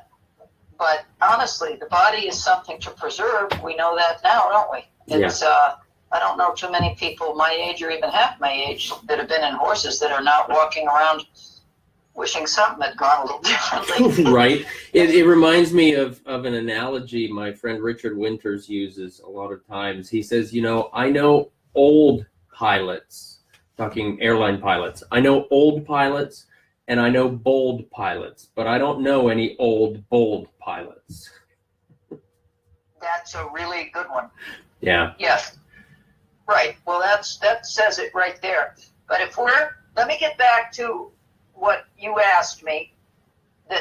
Was it the difference between feel and release and pressure and release, or? Yes. Yeah. Well, okay. I think a lot of it. There can be no possible way to consider that one is better than the other out of context. It has to always be in context that this is discussed, because to say, I'm going to ride my horse through feel and release, okay, that's fine. And how's that 80 kilos around his belly feeling to him today? There's plenty of pressure there on that cinch. Right. Right? How's that bit feeling up against those molars because you forgot to lengthen up you forgot to lengthen the cheek pieces on your bridle. Do you see what I mean? There is so much pressure. People say, I remember Bill telling a girl, we had a little deal one time down in the Carmel Valley before we went out to Pebble Beach for his 2 clinics he wanted to do in 97. He said, well, I think we ought to go test out our theories before we write our book. I said, what do you mean? Before we finish our book, this was in 97, the end of February 97. He said, he said, we better test our theories out, because if they don't work, we're going to have to restart our book. I thought, oh my God, heaven forbid. Boy, I hope these theories work. So, Speaking of pressure in that moment, right? Well, it's the first time I ever had a doubt that he knew what he was talking about. Just the way he put it, it really just the pit of my stomach. I'm telling you, I'm thinking, I just spent 2.5 years writing this, and he wants to make sure it works. Well, it's just the way he said it. Right. But oh the way he my! said it was just such a lovely, humble way of wanting to make sure that he wasn't putting out some kind of nonsense for the public to read. And then here's an aside, but speaking of feel and release, I'll tell you about some feel and release he gave me. He said, right at the end, he said, what do you figure we'll charge for our book?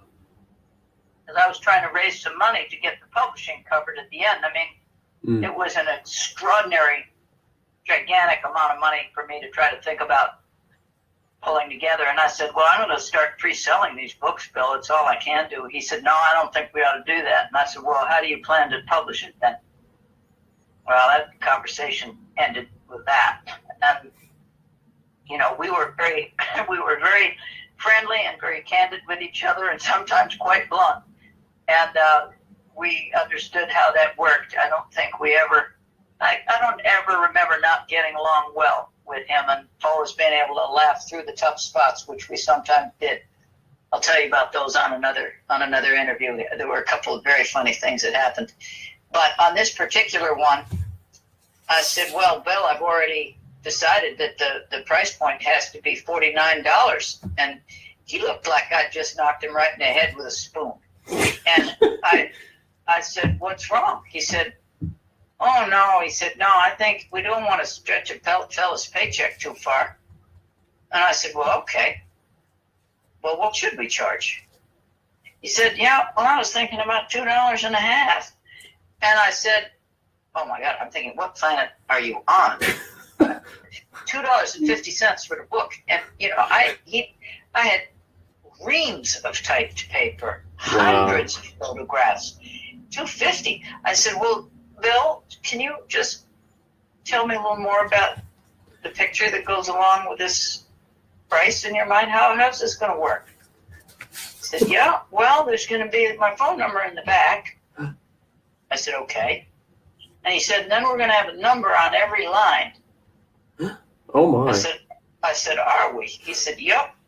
We got, because, we're already working on the book now. I'm putting the words down, and he's doing the thinking about how this is going to go. Well, $2.50, his phone number's in the back, and we got a number on every single line. And I thought, wow, we really are not, we should have talked about this, before 1997. And it's okay. I was just listening and trying to get I was trying to appreciate his point of view, because he certainly reached far to appreciate mine on more than one occasion. So I'm thinking how this $2.50 book with all these numbers, I've got like hundreds of pages, Patrick, hundreds of pages of notes. Most of what I wrote never even made it into the book. It's still sitting there in boxes. So wow. I'm thinking, how in the world are we going to do this for $2.50? So I just flat said no. And I said, but before I said no, I said, look, I've already started selling these at $49 a piece, and the money's in the bank. I said, we're beginning to get enough money together to look like I can at least afford to buy the paper. I said, I don't know. We still have to do the layout, size the pictures, pay for any number of other things that were involved, and it took a heck of a long time. So he said, well, when I get a call, he said, your fella can go down and just do it down there at the print shop. I said, what do you mean? He said, well, you can do like the mimeograph. I'm thinking a mimeograph, that's a 1950s machine where you ran something off on a drum, right? This is what he's in his mind. I'm going to go down there and I'm going to turn this drum, right? And I'm going to be, because that's what other fellow is he talking about? He's going to get a call, and then the fellow's going to go down to the mimeograph, okay? So here I'm thinking, oh, Bill, this is amazing. No, this isn't what we're doing. So he said, well, you wouldn't want to stretch a fellow's paycheck too far. And he said, and besides, he said, it isn't really going to take that long. Just go down to town and run off a copy and put it in the post. And, here I'm realizing, within a month after that conversation, we'd already sold 1,750 books in advance. Well, it's a good thing you weren't down there rolling the drum, huh? Oh, listen, I'd be full time. I'd still be there. Still be there. For $2.50 a piece. Yeah. He said, yeah. He said, well, I figure about $2.50 ought to do her. Isn't that fun? Oh, my goodness. My goodness. Yeah. So, all right. So we're on this feel and release, and we're practicing all of this all the way through from start to finish.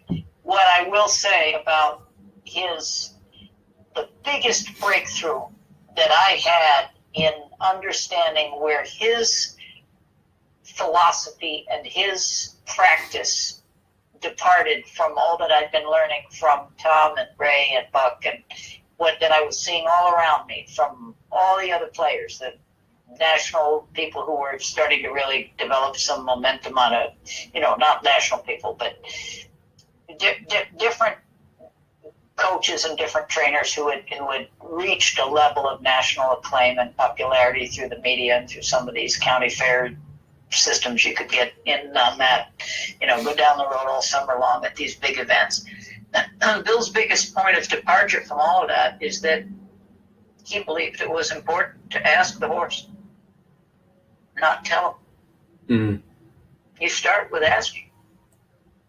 And if that horse doesn't respond the way you want, then it's up to you to decide whether you're going to make him do it and correct him if he doesn't, or you're going to set him up to succeed so there are no corrections to make. Mm. You follow? Yeah.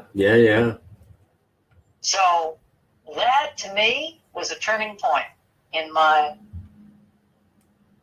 as a human being, as a friend to others, as a trainer, as a woman, as a business person. That whole thing right there changed me fundamentally, and it's still changing me. It's still working on me in a good way, because what he pointed out, he said, yeah, a lot of these other fellas, they won't take no for an answer from a horse. And I observed that to be correct.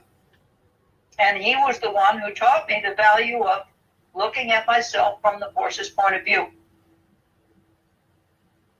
And he said, if you can't take no from a horse, he said, you're not really understanding his point of view.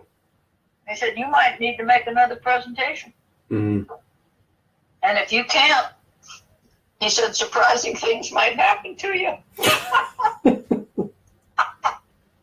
He said, it's really amazing what they'll do for you. And it's also quite amazing what they'll do to you. Mm. Yeah. If you're not willing to get along with them. And that part about what you do to get along means that you don't come in there with a pre-written script about what this horse is and has to be and has to do in order to pass your test to make you feel like you're a good horse trainer. Right. And that's the whole deal, which is that in the end, you have the choice walking in there, whether you're a student, a rider, a dude at a dude ranch, the best trainer that's out there, a top flight dressage or jumping or reining horse rider, cutter. You have the option at any moment to look at yourself from that horse's point of view and make a change, an adjustment, however little or big, that needs to be made that could make the difference between the horse staying in the game and you staying in the game or not.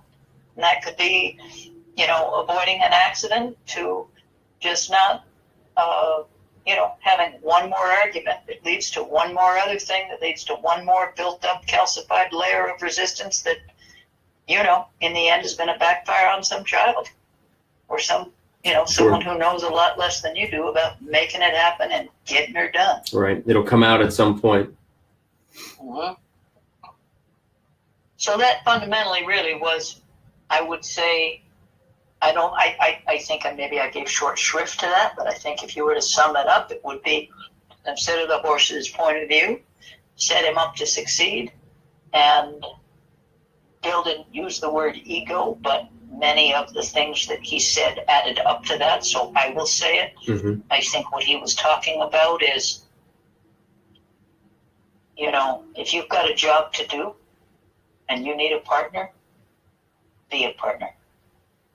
And anybody who understands partnership understands that sometimes that job is 100% and you're getting back 0. And with a real partner, 50-50 is an ideal, but a lot of the time it swings back and forth from 100 in one direction to 100 in the other. Mm-hmm. You know what I mean? Yeah. I mean, that is what partners are for. It's so that when you can't, they can't. Right. And right. When she needs something that you can't do, she's either going to go, she needs something that you can do, or he needs something that the woman can do, whether you're talking about the marriage or interpersonal stuff or, however you set your social structures up, very few of us manage alone forever, happily. Mm-hmm. Many do, but that's often a retreat. And we see that in the horses that have given up on reaching out or participating. They're closed, their bodies are in trouble, their minds are in trouble. I mean, really, in the end, if you want the mind to be right, the horse's body has to be right. Yeah. And in order to get the body right, it means you can't use it as a punching bag. For the body to be right, you have to appreciate what you're doing to him from his point of view, which means not to help yourself, not to work him to excess, not to ignore the small things when he says, I'd love to, but I can't. Oh, yes, you will. By God, if you don't, you don't do this, I'm going to do that. Well, in the end, a whole lot of horses, probably most, get trained that way.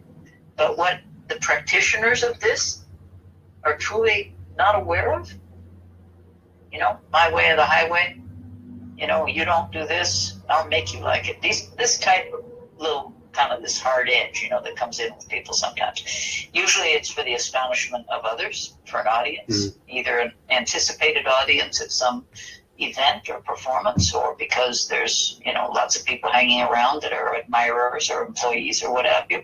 There's a lot of showmanship that goes on that's really at the horse's expense. You know what I'm talking about. Mm-hmm. Mm-hmm. We see it all the time. This is not discipline specific. This is just people. But the point is, if you're not looking at the horse, at yourself from his point of view, where does the horse have a voice? Who's watching out for the horse? This horse that you will put your child's father on. This horse that you will put your child's mother on later, that you have been hard on all week, all month, all year.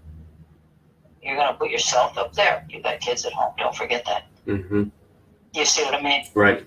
But really, is the investment in a moment of glory, or is it in the partnership? And coming from a ranch, Bill ran a one-man ranch. He couldn't afford to get a horse too pissed off, could he? Right. He had a big ranch, ran it himself, 3 young boys. You don't go out there and try to do battle. And where you don't have those big ranches like that run the way they used to run them, there certainly are people that are aspiring, I do believe, to incorporate more of that consideration for the animal and for others into their lives and into their way of being. Because in the end, when you do that, you also improve your relationship with yourself. Sure. I mean, you can't very well run around being nice to everybody else and also leave yourself out of it. If you're being honest, you're going to be you bring yourself to somebody, then you have to take the right care of yourself. So there's something nice to bring there. Mm-hmm. Right.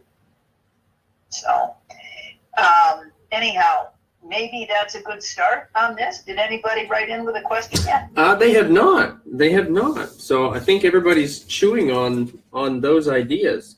And I think that takes us back kind of to the part that you said was Bill's sort of opening line for that book, right? If we were to summarize what all of that means, it kind of sounds to me like, how did that go? Wherever the horse is right then, that's where that fella ought to be. Right. However that horse is how that fella ought to be. Yeah. So, yeah, that's pretty astute. Yeah, I wouldn't have thought to say that there, but you're right. I mean, in the end, if you're paying attention, the horse will tell you what it needs. Yes. Right. And if you're not, then we'll hope you have a burning desire to find out and a good coach not far away. Because without a burning desire for this, the depth, the refinement, the subtlety, learning how to read the horse, the small signs, learning about their feet, learning what they look and feel like when they're not breathing right, when they're one-sided, when their hips are off.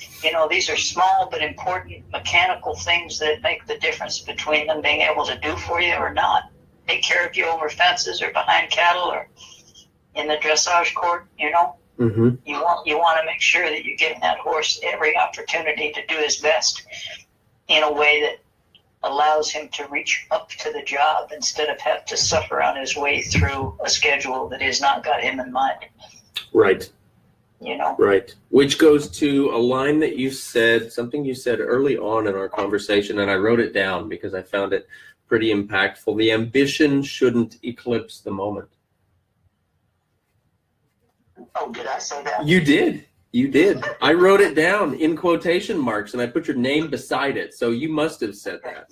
No, okay. No, I mean, that is. It was a good line. It was a really good line. Oh, good. Well, I'm glad it worked out for us tonight. But no, it is. I mean, and ambition is a wonderful thing. And Yes. There's nothing wrong with being ambitious. It's just a matter of it's how you manifest the results. And if you're leaving the moment out, just trying to hopscotch to some destination on a calendar or some destination in your fantastical mind, which features you worry-free astride some horse that has suddenly vaulted you into, the center stage of your dreams. I mean, I hate to inform you, it's going to be a much different ride than you think. Right, exactly. Exactly. That is so true. Well, Leslie, we have quite a few things here that we can continue to touch on, but I want to be respectful of your time as well as that of our listeners. So we do have one question. Sarah did type in one question here for us that I think is great. And before we do our wrap-up questions, I'll pass this one out here for you. And it might be something that we end up talking about in the next broadcast. I'm going to let you be the judge of that. But Sarah's question is feel the same as turning loose? Well, hang on a minute. I, first of all, need to know what that person means by turning loose, and I need to see whether Bill wrote anything about turning loose in here. And I also have to see what I mean about when you turn loose. I think that feel, I mean, you can read between page 318 and 320 in the back of Bill's book. There are 7 different definitions of what he calls feel. So it's not like feel is one thing. I think there are many ways to look at what feel is. There is the feel of a cold breeze versus a warm wind. And there's a feel that you would use. The same hands that can drive a fence post into the ground with 5 or 6 good slams on a sledgehammer, that's the same hand, that same fingers that can take an eyelash off an infant's face. Okay? Your feel is going to be adjustable in the moment to the job you have in front of you. Right? I mean, if you're going to take something out of a horse's eye or a foxtail out of your dog's ear, that's not the same way. That's not the same way that you're going to react if you get bitten by a junkyard dog on a short chain. Right? Right. So, I mean, turning loose, I'm wondering whether they're talking about if that horse feels back to you, and let's say you take a feel on the reins, and then he dips his chin, he tucks his pole in your direction, and drops his chin, and then you turn him loose. Is that what they mean by turning loose? Well, I don't know. Well, is that person still around? Is Sarah, if you're listening, if that's the answer, or if there's more to that, if you could put that out there for us. So that's that idea, if that is what she's talking about, and she says yes, that is what she's talking about there. So well, let me take it in that context then. Okay, I'm perfect. glad I managed to get the picture that she's talking about. So she's talking about you take a certain amount of feel on that rein and you get a straight rein and you're waiting for that horse to come back to you. You're waiting for that horse to figure out that you've kind of set your hands there. You set a little wall there. Doesn't mean you're popping blood vessels off the top of your face and your knuckles are turning white and your feet are out on the dashboard. We're not talking about that kind of feel. But let's just say you want to pick up a soft feel on your horse. You gather your reins. There's a line between the bit and your hand. And whether it's just the weight of the reins itself or half a pound, doesn't matter. Whatever you decide or you and the horse are agreeing is going to work, you're going to hold and wait, and then that horse will come back to you and you'll turn him loose. You won't hold that. In other words, if he brings his head back and there's slack in your hand, you're not going to pull that slack back and then ask him for more. There certainly are people who do, but it backfires on many, many levels. Ultimately, it doesn't generally deliver what it promises. But there certainly would be some feel involved in the timing of releasing that rein back to the horse. But I think really, Sarah, the way that we're talking about feel, the way Bill was intending us to understand it in its breadth and depth, really has to do with a combination of many things. Your physical touch. Let's say somebody walks in the room you haven't seen in a long time. You're 20 feet from them. You'd love to run over them and throw your arms around them and give them a big hug, but you still can feel indirectly that their warmth has reached you. All you have to do is see it in their eye or hear it in their voice. That's an indirect kind of feel. You give somebody a hug later on, that's a direct feel. Bill makes a big distinction in the way he talks about that, which is one of the ways and one of the reasons that Bill could think to mention that is that he was moving cattle around 6,000 acres on his ranch up there in Monterey County. Right. So you're not up there kicking every cow in the butt to get down the road, you know. Right. They see you at, hundreds of yards or a quarter mile away, and they'll move right from there. I mean, there's enough wild in cattle to know when it's time to leave. If you've got the intention and you're moving into space behind them, you don't have to direct your horse's nose right at a group of cattle directly to move them. It'd be probably preferable if you didn't want to scatter them to try to be able to use a little more refinement in your and a little bit more knowledge of the animal in your approach to moving them. You think about 10 chickens on your porch. You want to get them off. Do you come in behind them or do you whack everyone with a broom? Right. That's a good analogy. I like that. What a mess. You just get back to Fred and Bill in the hen house. Right, exactly. That's exactly where my mind went right there. Right. Yeah. Someone's going to get a spanking. And I think it's really quite good that they spent that time in that hen house because Bill learned a lot about how to move cows on his ranch just by watching Fred walk those things over the head with his stick. Oh, my goodness. But that's it, Sarah. That's a good question. Yes, there is some feel and some judgment and timing involved, but I'll leave you with one thought, and then maybe we should wrap it up. The one thought would be, you can ponder the many, many techniques that are available and the many schools of thought that are available on how to train a performance horse. Performance for what? Dressage or jumping or reining or gated performances. All of this is this is all in our heads. This is all what we do for our pleasure, for our satisfaction. And if you train a horse to take a left turn by giving him an outside leg, you want to train him to turn left by just bringing your right leg into his shoulder or his side with a spur, without a spur. The fact is, whatever you decide is going to mean something will have to be the meaning that he ultimately assigns to it. Mm-hmm. And as long as you're consistent, you could snap your fingers 3 times and whistle a tune and teach that horse to lope 2 circles if you put your mind to it. Right. There's no book that the horse wrote. Let's not forget that.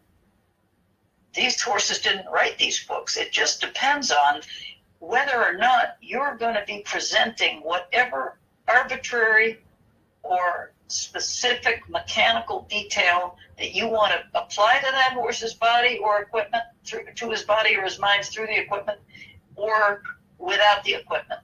It's whatever you have in your mind or whoever's mind that you can understand well enough to follow, that you think produces results that please you. That's how you pick a teacher, if we were talking about that before. If you like the way a horse goes for someone, that might be someone to emulate. You might want to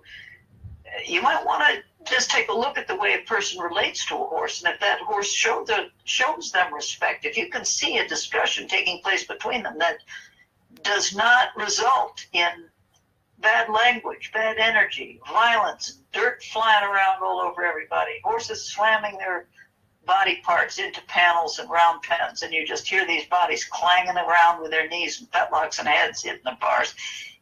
You have to think about whether or not the horse you're watching someone train, would you want that to be your horse? Right. Would you want that to be your animal right now? So I would just say, when you're picking a trainer or you're trying to figure out how to do a better job yourself, you want to start to think in terms of, is that horse going to come through this experience with the refinement and the openness and the clarity that I would want to have myself at the end of a 30 or 60 or 90-day training period? In other words, will I need to arm myself with a body vest and whip and spurs and a tight chain under the chin, or strap that horse down in order to continue the training after spending 60, 90, 120 days on someone else's investment in my safety? Right. Ultimately, that's what you need to be thinking about, particularly if you've got kids. I mean, there's probably the odd guy out there or the odd bird that nobody loves, but I don't think so. I mean, if you're dispensable and no one loves you, go ahead and knock yourself out. Be as mean as you want, climb up there and take all the risks you can. But I really think that if you love horses, I think probably someone loves you, even if it doesn't feel that way. Because, and so my caution really is about, it's more of a do unto others, If you don't want to be rushed in your learning process, give the horse a little time. Right. I think it's a great way to think about it. So anyway, I look forward to hearing other questions in the future if people have. Definitely. Yeah. So gang, feel free to submit more questions. And Sarah gave a follow-up there that she said that the clarity helps so much. So thank you.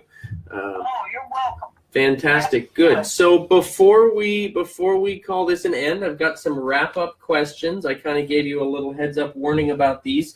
These are sort of the off-the-cuff, rapid-fire, the shorter the answer, the better on these questions. And if we do future broadcasts, I'm going to go back and check to see if your answers changed. And maybe the questions will change.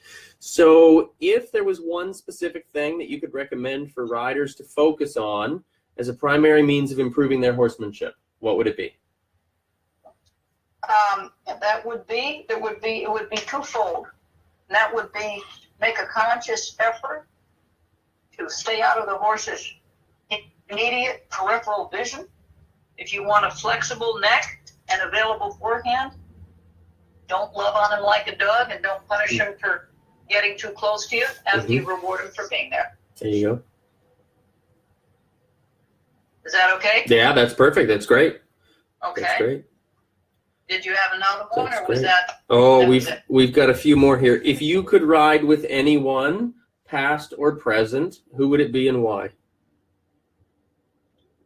There are a couple. I would have ridden with Genghis Khan. Well, not that I would have wanted to participate in his carnage, but that guy, Genghis Khan and Attila the Hun, if you read about the kind of command they had over the numbers of people and horses that could do in formation without cell phones, without learning aids, without round pens, without walkie-talkies and videos and books. Right. I would have liked to know how someone with that type of command, obviously these were scary, horrible, mean people, right. But how you can't just be scary and horrible and mean. You didn't have 10,000 horses that were all afraid who hung in. You get 10,000 horses scared, you're not having much of a cavalry. Right, Sorry. exactly. So I would have liked to learn how to do that at that point, like around 400 AD. Yeah. What did they have that helped it all to work? BC. Yeah. And all back in there, I'd say all pre 800 AD, I would have liked to see how those guys rode, and I would have liked to be in those training programs because they all rode bareback. They darn near didn't have anything to guide them with. They probably tied something around the bottom jaw. They hung onto the hair somehow. They used leg aids and line of sight. I would have liked to, that's kind of my style. Probably sounds kind of funky, but I don't care. That's the answer to the question. I would have liked to ride with those neurotic bands of successful horsemen, as well as with any number of Indians on buffalo hunts who were riding 2 and 3 and 4-year-old horses with no saddles and coming through it alive time and time and time again, and knowing just how to place their horse in a herd of buffalo to bring home the dinner. I would have liked to do that too. That would have been awesome. Kind of right up my alley. Yeah. Oh, that's great. Okay. That's great. And then on the more refined level, I probably would have liked to ride with Podolsky. That would have been a pleasure. Yes. Fantastic. Okay, so what is your present personal definition of horsemanship? Humanship, I guess. I guess my present definition of horsemanship is evolving still. I think I can't really rope that one in too hard. I'm still changing. I'm learning more things all the time from my students. I would say that for someone to call themselves a horseman or a horsewoman and not understand the functions of the feet and what a horse actually requires to stay sound in their body, I would say maybe hold off on a self-definition unless it included that. I think it's really, the time is now that to not understand how the horse's mouth works, how his breathing works, how the hyoid apparatus affects everything, how the hips and sacrum are really at the mercy of these overly tight, over-constricted training regimens that horses go through. There's no reason to cripple a horse before his first ride. Right. So I would say I would expand and hope that anyone else who chose to align themselves with the definition of horseman or horsewoman would include as much knowledge as they could, which is now abundantly available, and certainly many versions of it are, so you'd have to observe a lot and remember and compare kind of thing to figure out what worked best for you, but to not understand the role of the hoof in a healthy horse, and the fact that horses are really not designed to eat and drink out of feeders with their heads high, to understand the importance of the occlusion of the teeth and the role that plays in being able to jump and slide, glide, and not have to just be relegated to breeding as a cripple by the age of 4 because, that's the industry standard.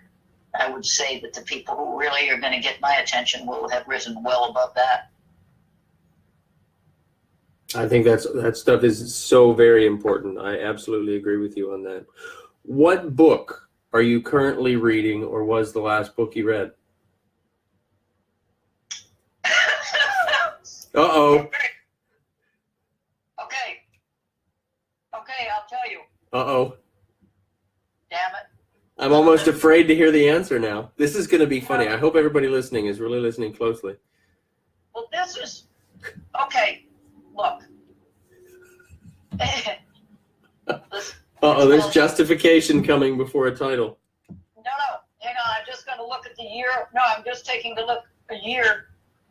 I'm reading a book called The Book of Good Meals, How to Prepare and Serve Them. Hey, I like that. That's good. That's good. And it was written in 1927. Wow. And then another book that I'm reading, which I can't read the title because the title page is gone, and so is half the cover. It was written in 1909, and it is a book about farm machinery and seed stock and how to make the best hay for beef cattle in the Northwest and the West states. Wow. So those are the 2 books I'm reading, How to Make Good Hay and How to Cook Good Food. That's great. That's great. Oh, that's awesome. All right. How can folks find you? Oh, dear. Well, I guess just my website would be one way. Okay. My clinics will be updated by the end of the weekend. I've got quite a few things that I'm a little bit tardy in delivering and in finishing. I've had quite a few things to take care of this last 2 weeks. But my website is a good one, lesliedesmond.com, and there is also a Facebook page. And I will also, I think I'll just give you my mailing address right here, because you never know when a sun flare will take this whole digital wonder world worth zooming around in, wad it up, and throw it to the floor. This is true. I don't really put much stock in, I mean, I do on a daily basis, but I think keeping a paper record of your contacts is a pretty smart idea. I'm not as vigilant about that as I should be. I like to put a card for every contact there is. I'm a big fan of the old-fashioned Rolodex, but given that it's just as easy to print out an address book, I just give you it. It's Post Office Box 234 in Lee, Lee, Massachusetts, 01238. So I'm a fan of a stamp and an envelope. So if people wanted to write an old-fashioned letter, that would be fine. If people wanted to order any of the equipment that I make, I just make two things. I make a long, nice rope, and I make a I make a bunch of ropes. It's on my homepage. But anyway, that you can do online. Clinics you can register for, or information you can get online, right on my website. And I suppose just my email would be ridewell, RIDEWELL, at lesliedesmond.com. Perfect. That'd probably do it. Perfect. All right. And now something that we do at the end of each of our broadcasts, and I try, but sometimes I fail to do it at the end of all the videos that I make, is we ask a question of the day. And that's for the audience to answer. And we come back in and we check to see what answers people offer up. Whenever I have a guest on, the guest gets to ask the question of the day. So I'm going to turn it over to you. You get to ask our audience the question of the day. Oh, I see. Okay. This is a new concept to me. Maybe I missed that in your letter to me. So I asked this. It's always a surprise. You didn't miss it. I didn't include it. you rascal. Okay. Well, I'll tell you what. I was asked twice in a week, and I really don't know why I was asked for some reason, but I guess I must have either seemed particularly brave or particularly vulnerable. But I was asked twice in a week what I was afraid of. Once in Italy and twice in Italy. I was asked at dinner by two people, once a man and once a woman. Leslie, what are you afraid of? And no one has ever asked me that. And I guess I didn't know what the context was about life, or was I afraid to die, or afraid about horses, or getting kicked? It was a very untethered, kind of loose question. And I would ask, I think I will put some parameters on my question. I will like to ask your audience, with the horse that they have right now, or the horses that they are working right now, working with or observing, whatever capacity, if you're a farrier or a vet or a trainer or a student, however it goes, what is it that comes back to you over and over again that you would have to admit in the privacy of your own honesty in your own mind? What is it that is worrying you about a specific horse, or about all of them, or about yourself in relation to them? That's what I would ask. I think that's a fantastic question. And I look very much forward to reading the answers that our listeners will put up for this. So, gang, if you want to give us an answer to the question, please just feel free to put that in the comments section below this video. Leslie, this has been so much fun. Thank you, Patrick. It's been sure unique for me. I am so thrilled to have the opportunity Good. to talk about these things, and they really did mean a lot to me. I guess I have kind of an inner world that seems to entertain and occupy me in the privacy of my travels. I don't really interact with a whole lot of people a whole lot of the time. My spare time is usually spent trying to catch some rest or some decent food on the road. But this has been absolutely a pleasure for all the reasons that you just stated, and because it really feels so friendly. Good. Well, thank you. I know I appreciate, as well as I'm sure everyone listening really appreciates, that you let us into that little world that you have there. I love it. I love it. And I know that you and I planned for at least one more broadcast that we have scheduled for May 10th.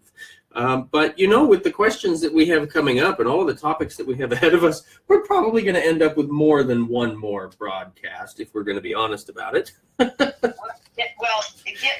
if it's as fun as this and as easy and pleasant and flowing as this is, count me in. I think you're great, and you're as I said to you the other night, I think you've got an absolutely astonishing capacity in this.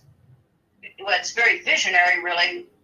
What the diversity and the range of subjects and people who are really going to leave a lot for others is a wonderful thing. It's really an honor to be part of it, but mostly I think you should be congratulated and very much admired and applauded for dreaming it up and then doing it, by the way.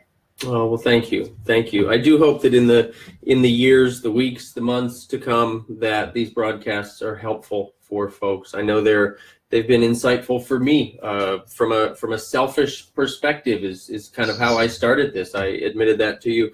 The start of this was really just to give me the opportunity to chat and catch up with old friends that I don't get to see very often as I go down the road. And it's the idea of letting others kind of take part in these conversations was pretty appealing. And so it's amazing to me to see how it's grown and how it continues to evolve. So it's so wonderful to have you be a part of this with us.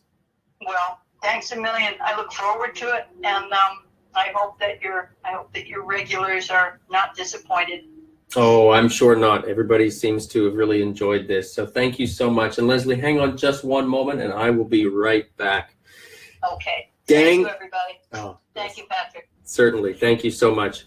Gang, I want to thank you so much for tuning into episode number 26 of Talking About Horses. I really appreciate you giving Leslie and I your ear. Please remember that if you've missed any of it, you can access the full broadcast through Facebook, YouTube, from iTunes, or by streaming directly from our website by accessing the Talking About Horses page from the Education drop-down menu. Through whatever platform you're listening, please be sure to give us a rating, a comment, a review, and a share with your friends. Your word of mouth and support is the fuel for this fire. Thanks, gang.